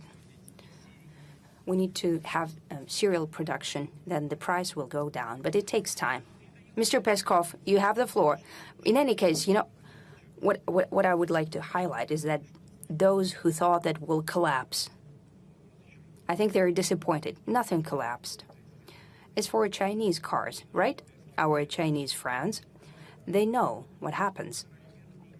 It's typical not only for Russia. Chinese producers are very active on global markets, and they've started to substitute European brands, including in the European markets. Look at what's happening in car manufacturing cities, for example, in Wolfsburg. Unfortunately, the situation is deteriorating there.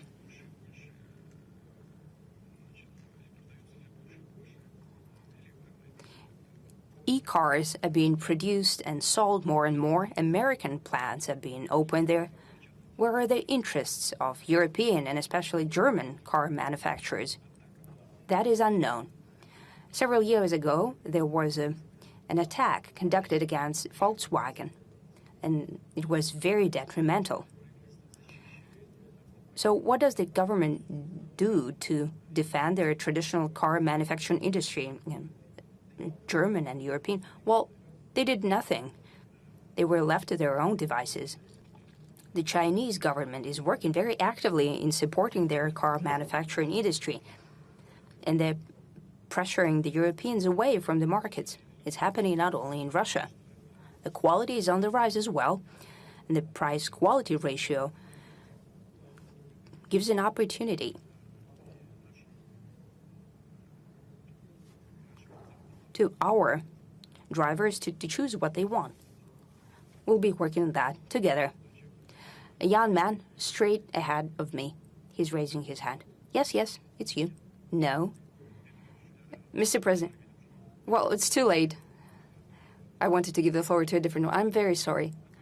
Yes, please, go ahead. Yes, I'm very sorry. Slaga, Novgorod region, Veliki Novgorod. I'm talking about the power transmission lines which have been built post-war. They have become outdated. Right now, the transmission lines at 70% of their capacity, and just with a little snowfall, whole regions can be left without power, with thousands of people left without power. That happened in December 2021, and some people were left without power for 2 or 3 weeks. Andrei Nikitin, the governor, spoke to you, increasing the capacity of the grid. You supported his appeal. In 2022, an agreement was signed between Rossetti company and the government of the region. 6 billion rubles were earmarked for that. They were going to update transmission lines and to buy the necessary equipment. Since then, more than a year passed and nothing changed. I wanted to ask you how soon the energy sector will start delivering on your promise and we can improve our grid. Rossetti are working rather actively all over the country. What was planned specifically, 6 billion rubles, I won't lie to you, I don't know what was planned there. I'll take a look at that. Naturally, I'll talk to the leadership of Rossetti and with the governor. We'll try to help people to support the implementation of the plan. We have a tremendous grid in Russia. I mean, our tremendous territory.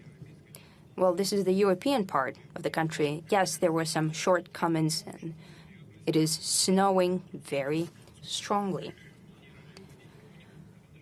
They have certain plans per region and territories. I'll find out, and we'll speak with Andrei Nikitin for sure. I'll try to help you. Yes, the young man, please. Yes, yes. Go ahead. Mr. President, my name is Alexander Zarubin. I'm known as Alexander Stone. I'm an actor from Gazprom RD Holding inside People Production Center. I'm a blogger. Right now, the sphere is developing rapidly, especially in the recent years. It experienced tremendous growth. Information, new platforms, opening up, closing down, and so on and so forth. I wanted to ask you a question about the future of our sphere. What I personally can do for us to continue working and developing, creating, so that our work would be completely transparent, so there won't be any questions to us. Well, if there are no questions, well, there is no conversation then. Well, this is a free sphere, right?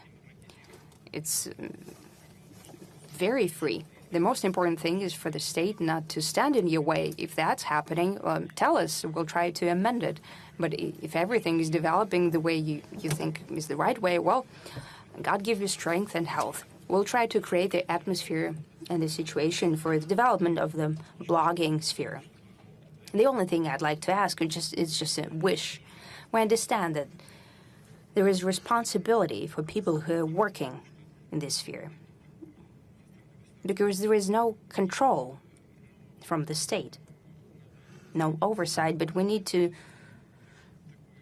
have an understanding of corporate ethics and self limitation. You know what I'm talking about. It has to do with ethics, safety, safety of children, and so on. It's very clear. It's very understandable. So it's better when a professional community is organizing itself, just like that happened in high tech and so on and so forth. If you have certain wishes, please put them on paper. We'll try to respond.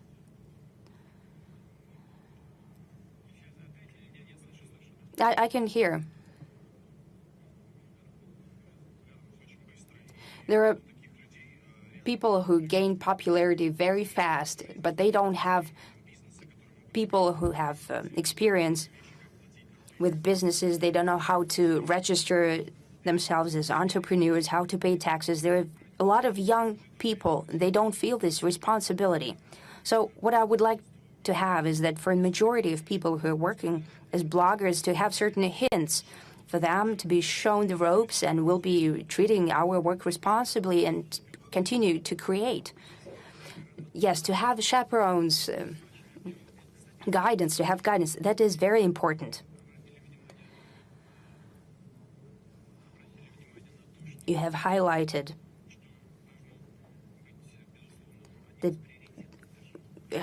something that should be a government priority. I've heard you. Yes, thank you. Thank you so much. Maybe one more question from the audience, because I see Mir. Mir is a tremendous CIS space. Thank you very much, Mr. Peskov. Good afternoon, Mr. President and colleagues. Elena Dashkoeva, Mir Company. In 2024, the chairmanship in CIS goes to Russia. And in Bishkek on the 13th of October, you said that Russia intends to work actively to follow up and support the authority of the Commonwealth. But the thing is that Moldova is saying that they possibly will leave the Union, the Commonwealth, and Armenian Prime Minister Mr. Pashinyan is ignoring the summits of CIS, CSTO, and Eurasian Economic Union. How critical is the situation of Yerevan for the CSTO? And in general, how do you evaluate the integration associations in post-Soviet space? Thank you.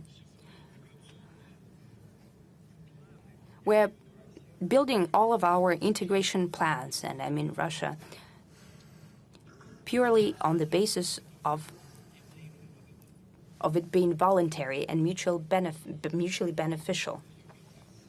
As for Eurasian Economic Union, there is consistently growing trade. Capital labor markets are opening up, the flow of workforce, supporting of mutual cooperation, efficient use of Soviet heritage, meaning we have one transportation infrastructure and so on.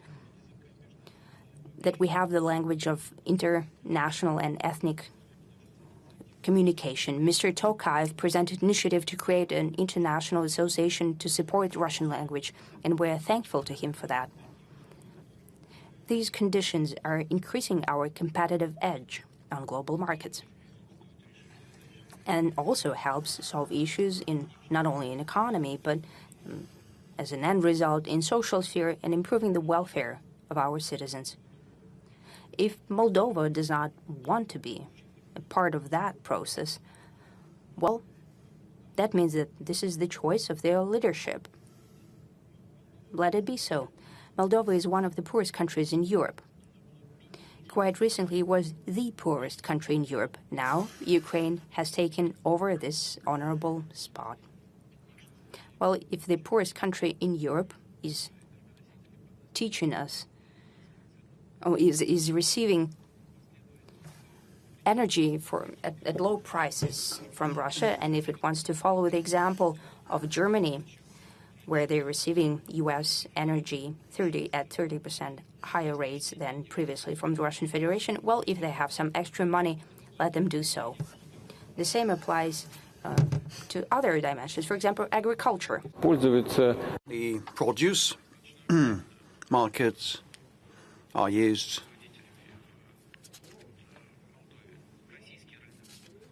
the Russian market is a desired destination for the Moldovan farmers, and you know, in Europe, the so-called allies of Ukraine cut off their supplies, agricultural supplies, preventing the supplies from entering their soil. They just block roads for the Ukrainian cargo operators. They have their own interests. Where shall the Moldovans sell the produce of theirs? At a certain point, they stated they would decline to buy our gas, but actually they have continued buying it. Let them act as they want, as they please. Actually, would not see a lot of value of this nation being present as a member of the CIS, but we are not turning them down. If they want to cooperate, we are eager also. If not, it's up to them. As regards Armenia, there are some complex developments around Karabakh. But it wasn't us who declined Karabakh, abandoned Karabakh. It was the Armenians who accepted Karabakh as part of Azerbaijan, and they hadn't informed us that they were going to make this decision. I'm just stating this fact. There are both advantages and drawbacks to that, but it so happened they have very difficult and complex domestic political developments there. I do not think that it would be in Armenia's interest to withdraw from CIS, CSTO, and other structures, the Eurasian Economic Union, but at the end of the day, nations are to make their own choices. As regards the absence of the Armenian Prime Minister at joint events, as to our knowledge, this has to do with some of the domestic developments in Armenia. It is not about whether they want to continue working within these integration groups or not. We have many questions. Small and medium enterprises is a relevant topic. These people helped Russia survive through the sanctions. Vasily Babin-Sofizhevsk, a video phone in. Mr. President, good afternoon. My name is Vasily. I am from Udmurtia. I represent Bangli Boo brand, producing garments for adults and children, such stylish combos. And the other day, we won the contest No Hours from the Strategic Initiatives Agency. And we have been able to receive promotion and ramp up our revenues and sales. Another company, Splav, produces tourist clothes. With the start of a special operation, they have been able to ramp up their sales because of the military and servicemen and the mobilized ones, which is a happy coincidence, as it seems. But the question is whether we can, in the current context, shape the system of support for the Russian brands and entrepreneurs so that it should not be one-off chances. Well, you have mentioned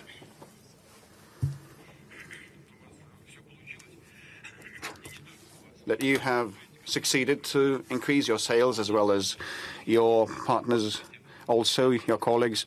Well, the Nationalism Bank and the Strategic Initiatives Agency have been pursuing support measures, and this agency for strategic initiatives has the backing of the government, and they opened a call for national brands, and definitely it has been authorized by the government.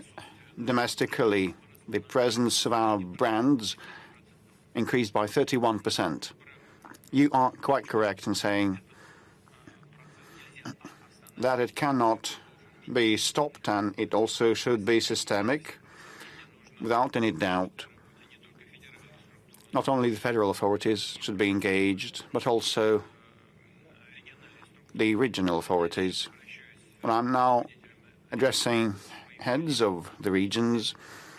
You should keep track of that so that regional brands are promoted, which will be diversify our market, the supply at the market, make it more attractive to the consumers. Our regions have something to be proud of. And some of the colleagues from Mordovia invited everybody to attend the booth, the exposition, the display of Moldova at VDNH Exhibition Center, and such things must be promoted. Each of the regions should have its own program to support SMEs and promote our brands. We've been watching the AI development, and many people keep a fearful eye on that. Arina Dmitrievna from the Volgograd region, a phone-in. Good afternoon, Mr. President. My name is Arina. I'm 8 years old. At a lesson, our teachers told us that the human will be superseded by the machine. Can it supersede me, my father, mother, and my grandparents, whether we should fear robots or not? Until you reply, we have another video on the same topic, quite impressive. Let's have a look at this video. Mr. President, good afternoon. I'm a student and I study at the St. Peter Institute. Do you have a lot of twins? And another point, what is your attitude towards the dangers fraught with the neural networks and the artificial intelligence? So he did not introduce himself, this person from St. Petersburg. Oh, well, I see. You can talk like me and use my voice, my pitch, but I figured that only one person could speak like myself and use my voice, and this is going to be me. It was a joke by one of our political figures as regards the AI. This is my first twin. This is my twin number one. Responding to Arina Dmitrievna's question, Arina, I can tell you for sure, this is certain, no one will supersede your grandma. No one will replace her. It is impossible to replace your grandma. Well, whether we should fear the AI or not, preventing the advance in the artificial intelligence, including artificial general intelligence, detecting smells and having senses, and possessing the cognitive capability, being able to auto-study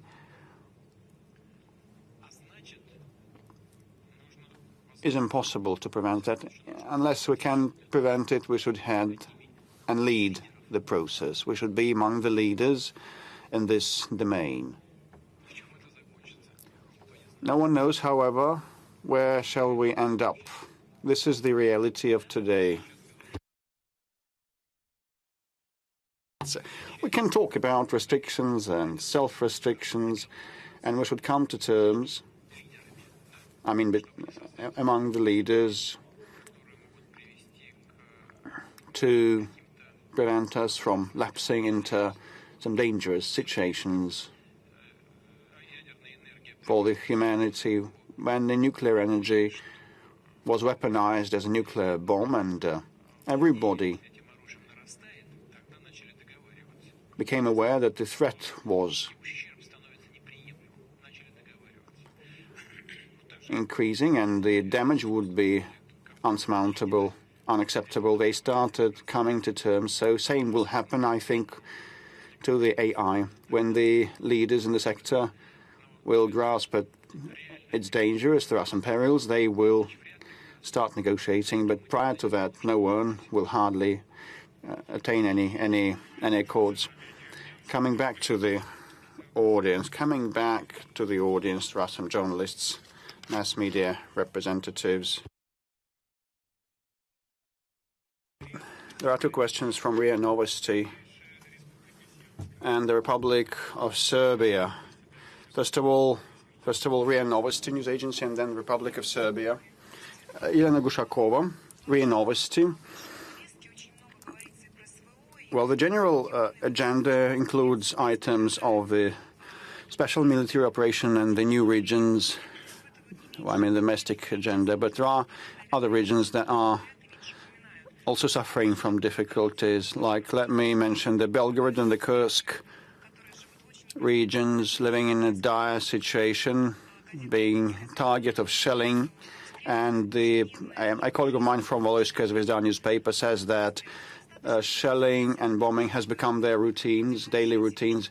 Do you think enough is done today in order to protect these residents and defend their homes and households? And my second question is about the enterprises. Like, there is a huge factory in Shebekino, and whether the government helps them, and whether entrepreneurship should proceed there during the hostilities. And we have a question calling from Shebekino, from a business lady. Elena Resitsina, CEO of a factory in Shebekino. In June, many enterprises became targets of terrorist attacks from the Ukrainian armed forces and were ruined.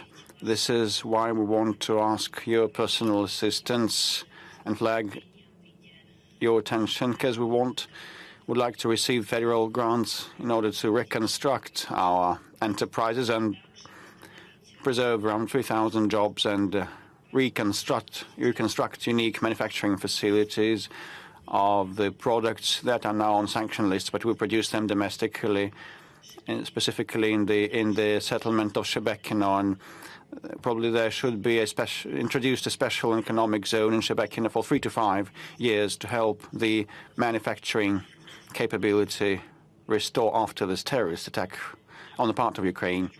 I'll answer briefly. I think the context of a special economic area in Shebekino is a good idea, and that should be backed. I'd ask the government to make such proposal in near future. We should preserve jobs there and guarantee the restoration of the economic activity in that area. Republika Srpska. Just a second. While the question was asked, I also read one of them in the big screen. It is important. There's a family with kids, and they have a mortgage loan. The mortgage, the family mortgage is going to expire by July next year. And the government is now thinking whether to extend it or not. The government should look at the real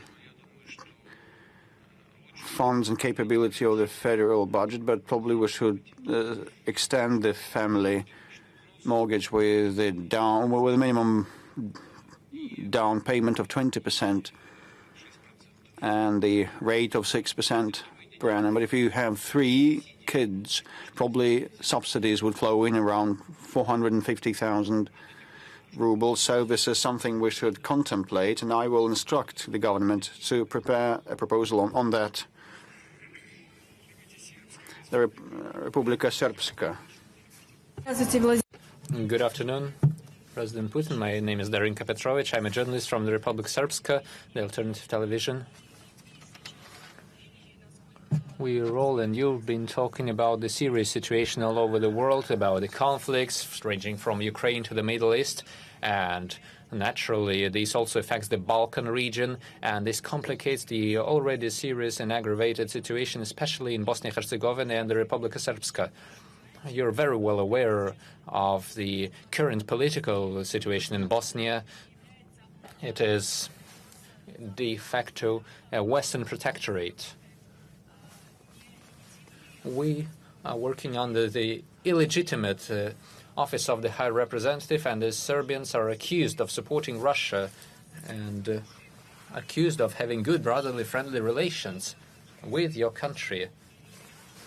And the authorities of the Republic of Srpska are being accused of the so-called expansion of the malignant Russian influence. The Republic of Srpska doesn't have any Russian media outlets. It doesn't have Russian missions.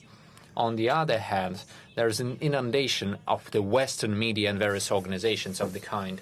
I would like to ask you, what is your vision of the future of the Republic of Srpska and the entire region? How could you comment on that, keeping in mind that all the major wars always started in the Balkans? I have many other questions, but I don't want to take the time from my colleagues. We'll leave this for later, when someday we have an interview with you. Thank you. Thank you. I will try to be brief as well. We are well aware of the situation in the Republika Srpska and in Bosnia and Herzegovina.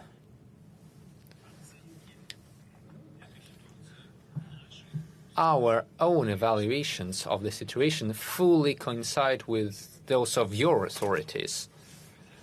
Now, speaking of the Russian media, it's a shame that they're not present there. I'm not sure if RT has a reception there. You have no RT? We should think about that, and I will ask our colleagues to consider that and see what can be done. Speaking of the future shall be defined by the people living in that territory. And no matter what decisions from the past or the present are imposed on those living in a certain territory, at the end of the day,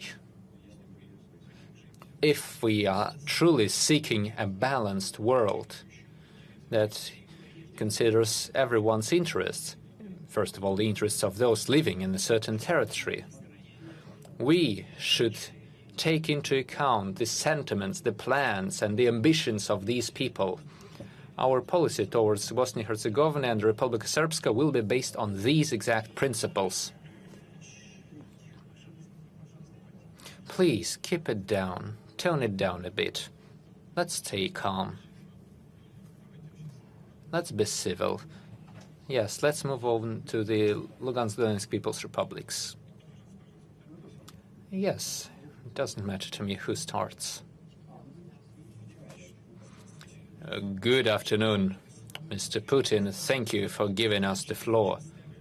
Please introduce yourself. My name is Evgeny Rylov, Lugansk 24 channel. Thank you very much for this opportunity. We come here with no questions. Today, I believe that the People's Republic of Lugansk has nothing to complain about and no one to complain about. We are here to thank you personally for taking Donbas as part of the Russian Federation.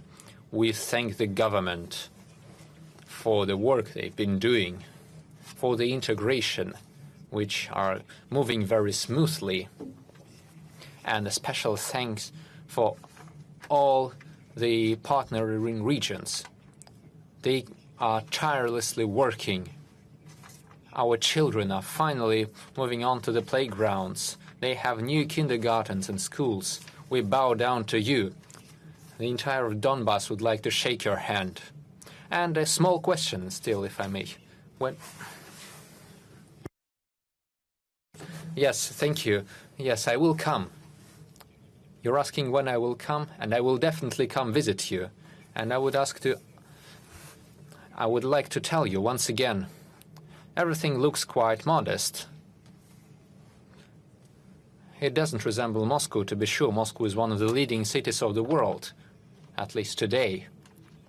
Lugansk is more modest, but still everything is quite clear and neat, and that shows the overall high level of culture of the people living in your territory. It shows the nature of those who live in Donbas and in Lugansk People's Republic. You have a very strong character that's been reinforced by the many years of your struggle. You never gave up, and victory shall be ours. So, for you and for all those living in Donbas, I would like to thank you and wish you all the success. We continue to receive a great deal of questions. Yes, there's someone waiting. Hello, I'm a volunteer from the Donetsk People's Republics. For 9 years, we have been helping the region of Donbas ever since the beginning of the hostilities. My friends, the volunteers, have died during their humanitarian missions. I was also injured. I've seen death with my own eyes. Mr. Putin, every day we're crossing and treading the line between life and death. We have volunteers from other regions. They have certain insurance, and if they die or if they are injured, their relatives receive the material compensations. However, such insurances do not exist for the people of Donetsk and Lugansk republics.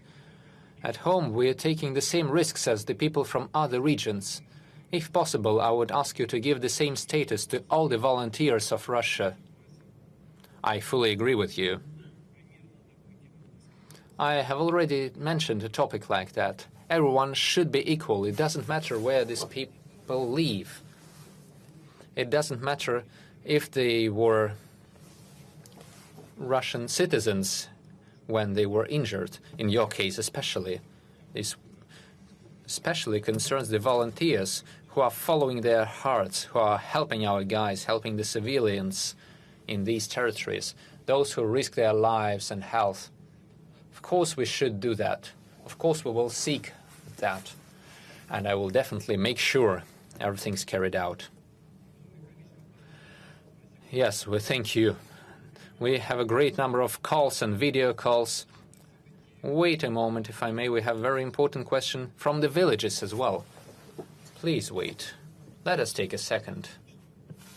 I've been reading the stream on the screen.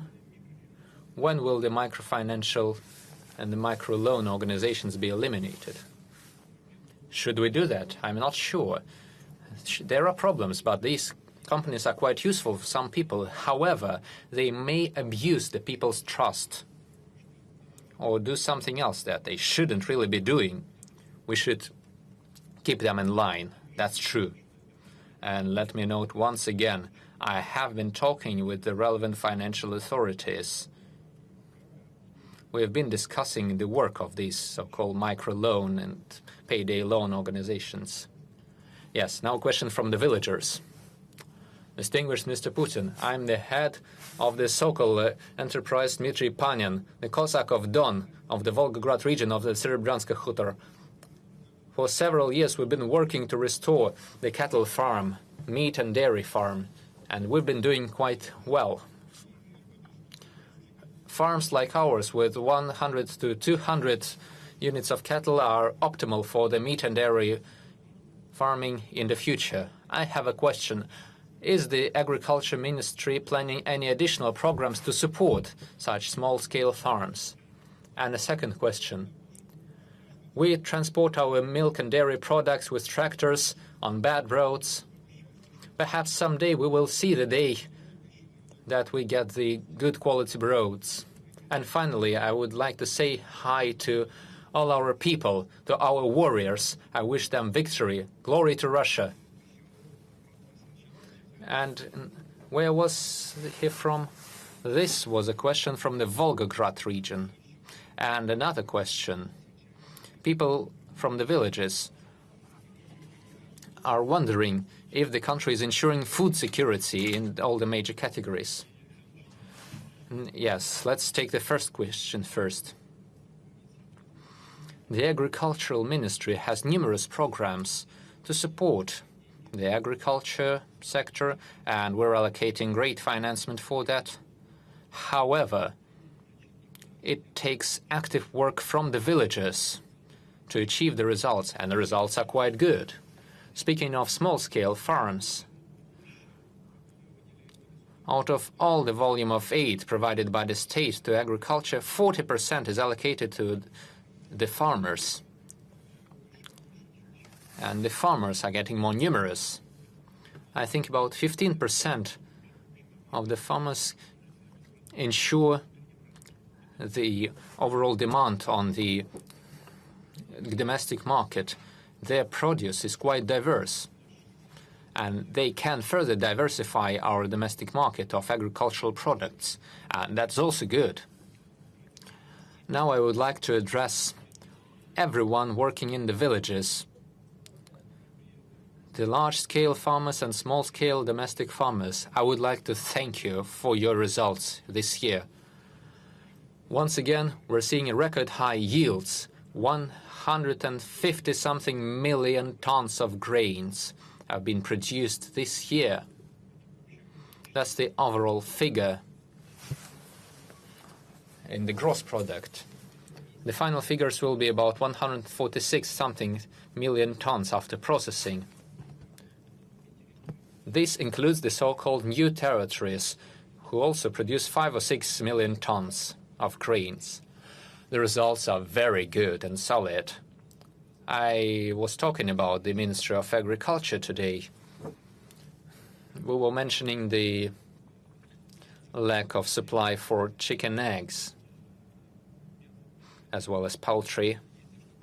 There's something to criticize them for. However, the overall results of the agricultural sector can be seen as very good and solid this year. It is thanks to the efforts of the Agricultural Ministry too. They are worth of praise and a good evaluation.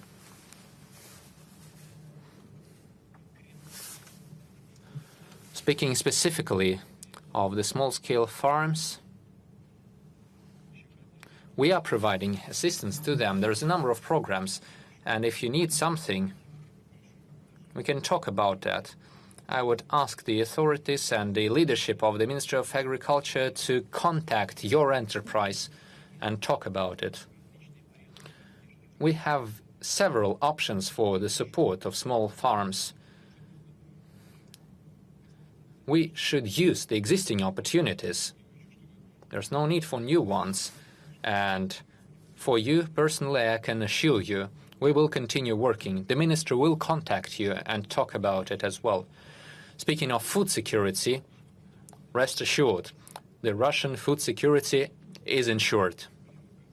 We have certain problems definitely relating to seeds.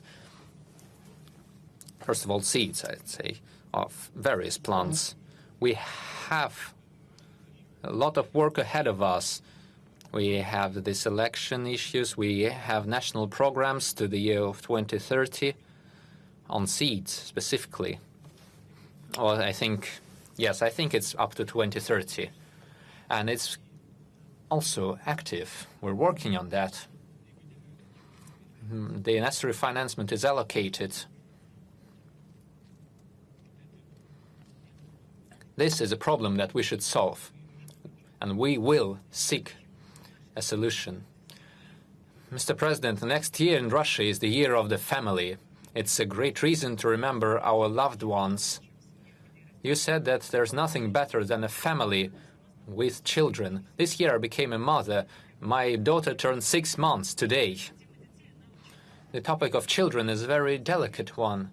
Sometimes it happens that a woman learns of pregnancy, and for certain reasons they may decide to abort their pregnancy. This is a very hot and pressing topic today, and it is of concern today. Let me read a couple of addresses from Moscow. We ask you to stop this mess with the abortions. The ban on private clinic abortion would increase the load on the state hospitals, which are quite struggling under the new reform. This would result in a black market and increased mortality among women. That is ridiculous. What do you think of that? Is there a ban? Not yet. Well, now the number of abortions in private clinics is reduced. Why are they speaking about this dire situation with the abortions? I have just remembered the bans, the anti-alcoholic company. It resulted in the fact that people started consuming surrogates, and they were getting poisoned because of that. So in this sphere, we also need to be very careful. Of course, I know about the position of the Church, and the Church cannot have any other position because they are fighting for the life of every person. And it has its own opinion about abortions. I have just mentioned the tragic results of the anti-alcohol campaign. But the state is interested in this because it is a demographic problem. So after women get to know that they're pregnant, it would be better for us if they decide to preserve the life inside of them. Of course, we should keep in mind the rights and the liberties of every woman. Well, if we're speaking about solving this problem, first of all, there are minimum 2 spheres. First of all, we should remember about our traditional values. One of them is a large family.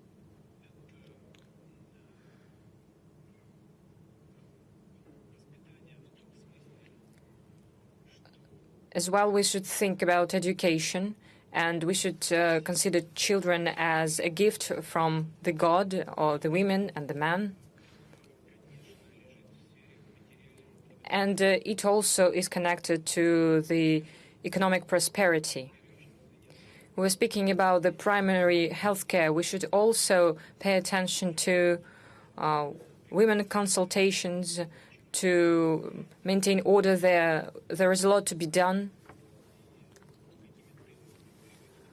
We should understand how and at what pace we are going to maintain order in the regional hospitals, birth wards in the regional hospitals. And one more thing. We also need to think about how we will keep working further to support families with children. I'm speaking about mortgages, benefits, subsidies, and all the necessary instruments that were developed by the government if we're speaking about supporting families. Now let's return to the regions, to the journalists. I see a row in the middle, the turn to the east. Please introduce yourself. Hello, Mr. President. Pavel Zaitsev, public television of Primorie. Well, it's not so far as our colleague from Magadan. Well, turn to the east. This is a global strategy. We have spoken about it, discussed it previously. And now gradually the program is being implemented, especially economically. We have touched upon many spheres, for instance, railway, car transport, planes. That is what Far East is concerned about. But we are speaking about gas supply to friendly countries of Asia. You also spoke about gas supply. It is very important, especially for the Far East. So, is the Asian market a good perspective for us? What are the prospects? What will it result in? And I would also like to ask something else. Many Russians have these questions. We encountered on many websites and internet platforms. There is a sanction pressure, enormous sanction pressure on Russia, and there is a difficult geopolitical situation. Why gas is still supplied to the West, for instance, to Moldova that you mentioned, especially through Ukraine? Maybe we should turn to Asia, to our friends, and maybe we should pay attention to gas supply to the regions. We are working on gas supply. I have already spoken about it. 450,000 households have already been connected to gas. 1 million received a technical opportunity to do that, and we are going to continue this work. Why are we supplying gas to Europe? Gazprom is a reliable partner, and it has contractual obligations, which it was always complying with, and that is what it is doing now. Well, they have their own problems, saying that we were to blame, that we were not selling gas. We did not close Yamal-Europa pipeline. We didn't close another pipeline that goes through Ukraine. It was the action of Ukraine. We did not undermine Nord Stream pipeline. Maybe it was done by the U.S. or maybe it was organized by them. Partially, one pipeline is functioning. I'm speaking about Nord Stream. It could be opened, but Germany does not do anything about this. If they doesn't want it, well, it's their decision. They have problems in the industry, chemical and other industries and everything that is related to them. Well, it means that there'll be a recession in maybe a small one in the German economy, but Gazprom is fulfilling all its obligations, especially using the pipelines through Ukraine. Of course, Ukraine receives money for transit. We don't provide anything to Ukraine, but they use our gas. You know how gas supply works in Ukraine since the Soviet times. There is a main pipeline that goes to Europe. But when gas enters Ukrainian territory, it goes all around the territory. The Ukraine has accumulated gas through the summer on the western border. And it is made as if gas goes directly through Gazprom, and this is how the obligations are fulfilled. First of all, we're speaking about Southern Europe. Why should we punish Slovakia or other countries? They pay us always, and they pay us a lot. That is why we never did anything because of the politics, and we're not going to do that. As for the East, well, we turn to the East not because we have worse relations with Ukraine. We started it even before. For instance, the power of Siberia, we started constructing it even before, because this is the trend of development of the world economy. There are new centers of economic growth. There are consumers, the main consumers. That is where we are going. We are sending there our coal, gas, and oil. So thank you for all these economies that they consume our energy and pay us for it. And we're going to widen our supplies to China and other countries that could be our possible consumers. Well, if they buy our energy, that's okay. We are not against it. As for the Arctic, for instance, there is a company, Novatech, that is also working with some European partners and Asian partners, for instance, with China. They're actively cooperating, and they're going to continue that activity. So in this regard, the situation is stable. It is not based on a political situation, but on fundamental interest of Russia of orienting to the emerging economic centers. We also need to mention one more topic that concerns people, labor migration. In big cities, there was snows, and we're thanking migrants for helping us to cope with that. But let's say it mildly. There are concerns of the number of migrants, the consequences of such migration, and some regions are introducing restrictions on the number of migrants. What do you think? It's a difficult problem, and it is characteristic for many countries, for us as well. There are more than 10 million of migrants. But let's take labor market. 2 and 9% is the level of inflation, unemployment, and so it's very low. But it doesn't mean that we should do everything and in detriment to the people of Russia to solve the economic problems, solve the labor market problems. Of course, we need to work with the migrants. But first of all, we're speaking about qualified labor. Of course, we need less qualified workers. We cannot do without them. But we need to cooperate with our partners, with the countries where people are migrating from.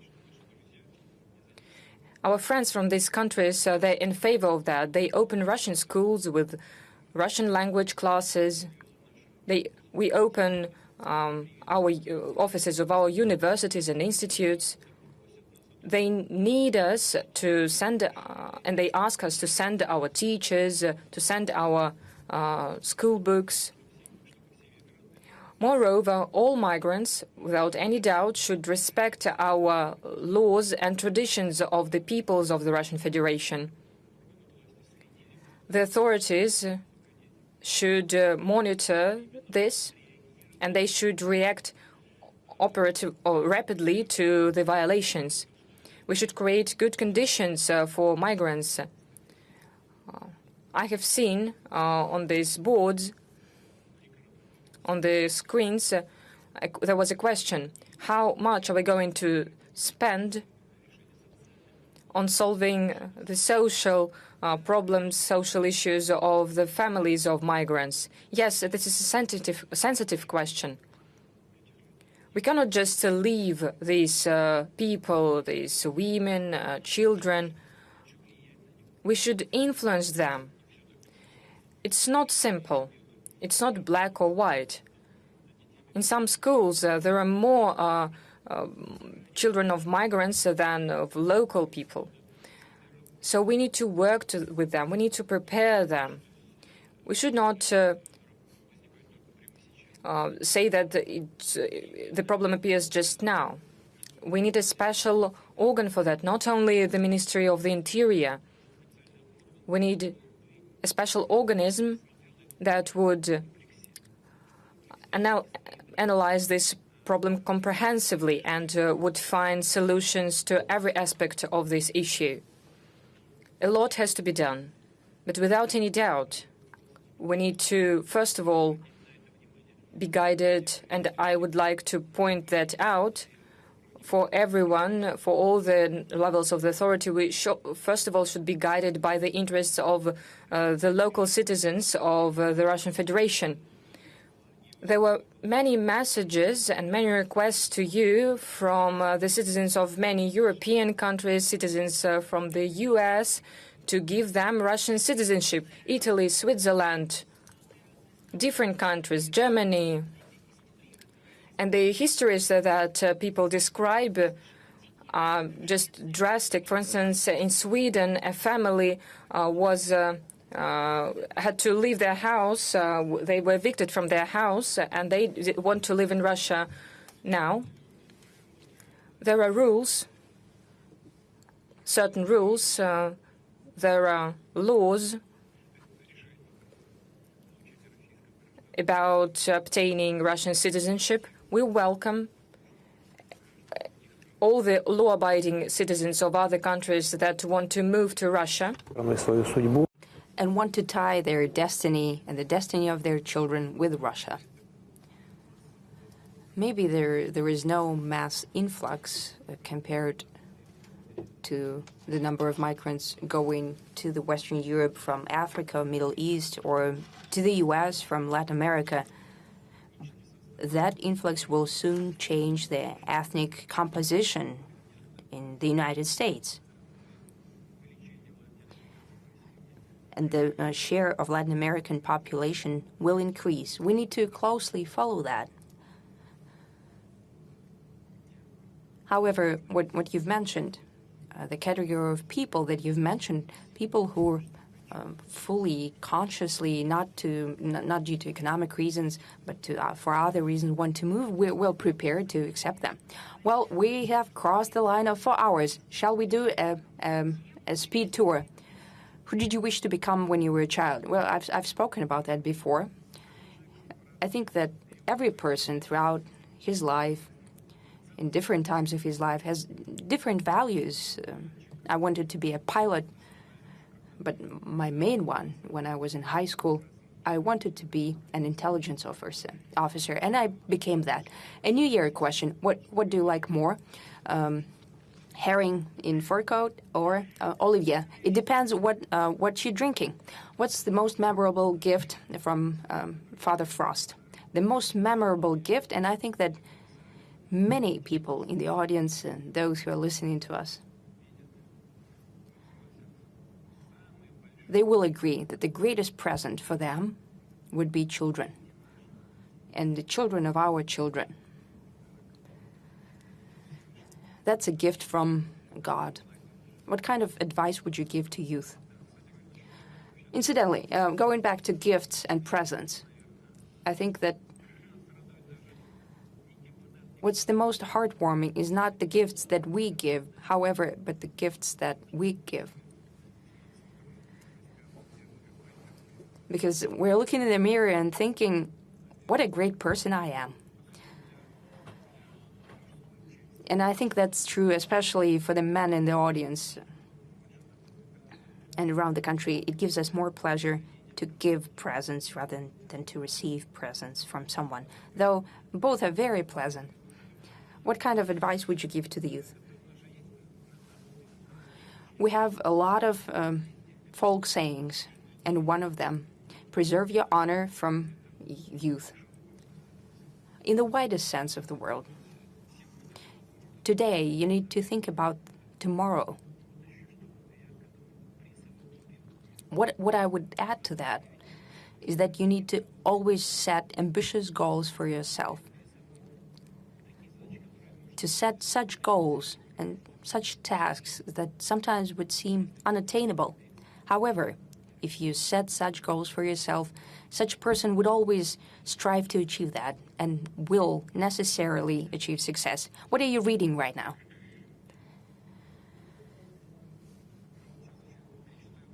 Well, I will reread the penal code, I think, because some think that our punishment is too harsh for a certain minor delinquency, as our colleagues think.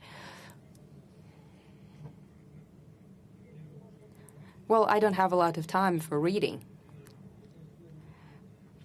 At my bedside table, so to speak, I have a volume of poems by poet Lermontov. He was a genius young man.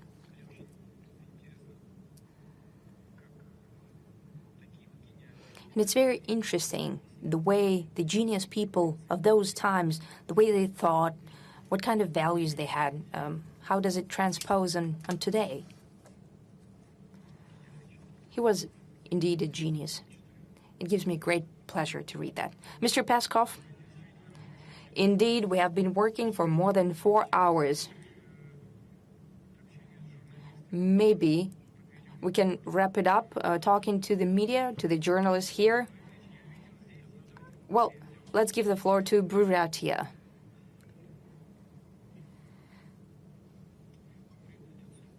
And Buryats do not go back, do not recede. As you said, they don't run away. That's not what I said, but our hero, yes. Good afternoon, Mr. President. Yekaterina Yelistratova, Ulan-Ude, Republic of Buryatia. As you know, we have a unique center of Eastern medicine. That's the only center in our country where they treat using traditional and non-traditional Eastern medicine. Right now, they're helping in rehabilitation of those who served during the special military operation. There is great demand, and we want to expand. We wanted the servicemen to receive a lot of rehabilitation because indeed people are bouncing back. We have good examples. I would like to ask to help create a new facility building and to give us the status of scientific and research institution. Thank you. I just need to have some more specifics. Where specifically it's situated? Okay, we have just one such center. Yes, we'll take the contacts. And okay, excuse me. Let's move over here. Over here. Yugra, please. Mr. President, hello. As the outcome of the August conversation with the members of the government, you gave the task to review the possibility of creating a railroad connecting Siberia, Yugra with China. How realistic this project is, and when can we expect its implementation? Yes, it's a necessary project, and the government, as well as Russian railroads, looking at different options. It always has to do with the investment program of the Russian railroads. Of course, now the most meaningful development is the Eastern Polygon. All of our effort is focused there. However, this direction also has to do with that main line, with solving the mainline tasks. I won't lie to you. I'll ask Mr. Belozorov and Mr. Belousov, who's responsible for that in the government, and we'll get back to that question and look at it. Thank you. Siberia. Let's go to Siberia. Good afternoon. Yelena Belaeva, Irtysh, Omsk News. We already spoke today about the turn to the east. Right now, we have specific economic interest in that, and now Omsk region is at the crossroads of major transportation routes. As you know, we have the Trans-Siberian main line, we have Irtysh as a navigable river, and a federal main line connecting the east and the west of the country. And the main transportation is done to Kazakhstan through the Omsk region as well. However, we have an issue, a rather lengthy leg of the road in great demand. To Men, Novosibirsk, is just 2 lanes. A lot of accidents happening there. I travel it myself. I see a lot of trucks lying on the ground on the roadsides. Do you plan to expand this highway and in order to solve those logistic challenges that the country needs, we also need a major modern airport, international grade airport. Can we expect to have federal support? Well, look, at the beginning of our conversation, we were talking about highway, Moscow-Kazan, and later to Tyumen and Novosibirsk. We want to create a ring there. We have money allocated for that, and these projects have been implemented. As for specifically this leg, I need to take a look at that. I'll ask Mr. Kusnuling, but it requires major investment. You know, we have to implement what we have already scheduled, what the construction and outlines have been drafted and so on. But I'll talk to the Transportation Ministry and the responsible Deputy Prime Minister, naturally. We'll think about it. Please don't shout. The final question. We have been working for more than 4 hours now. Andrei Kolesnikov will wrap up this part of the press conference. Kommersant newspaper. Mr. President, you spoke yourself that the world will never be the same again. If you had if you had an opportunity, what would you tell Vladimir Putin of the year 2000? What kind of advice would you give to him? Would you warn him about something? Do you regret anything? What kind of advice? I'll say that you're going the right path, comrades. What I would warn him against, from being naive and being overly trusting towards the so-called partners. As for advice and recommendations, you need to believe in the great people of Russia. And this faith is key to rebirth and strengthening of Russia. Thank you.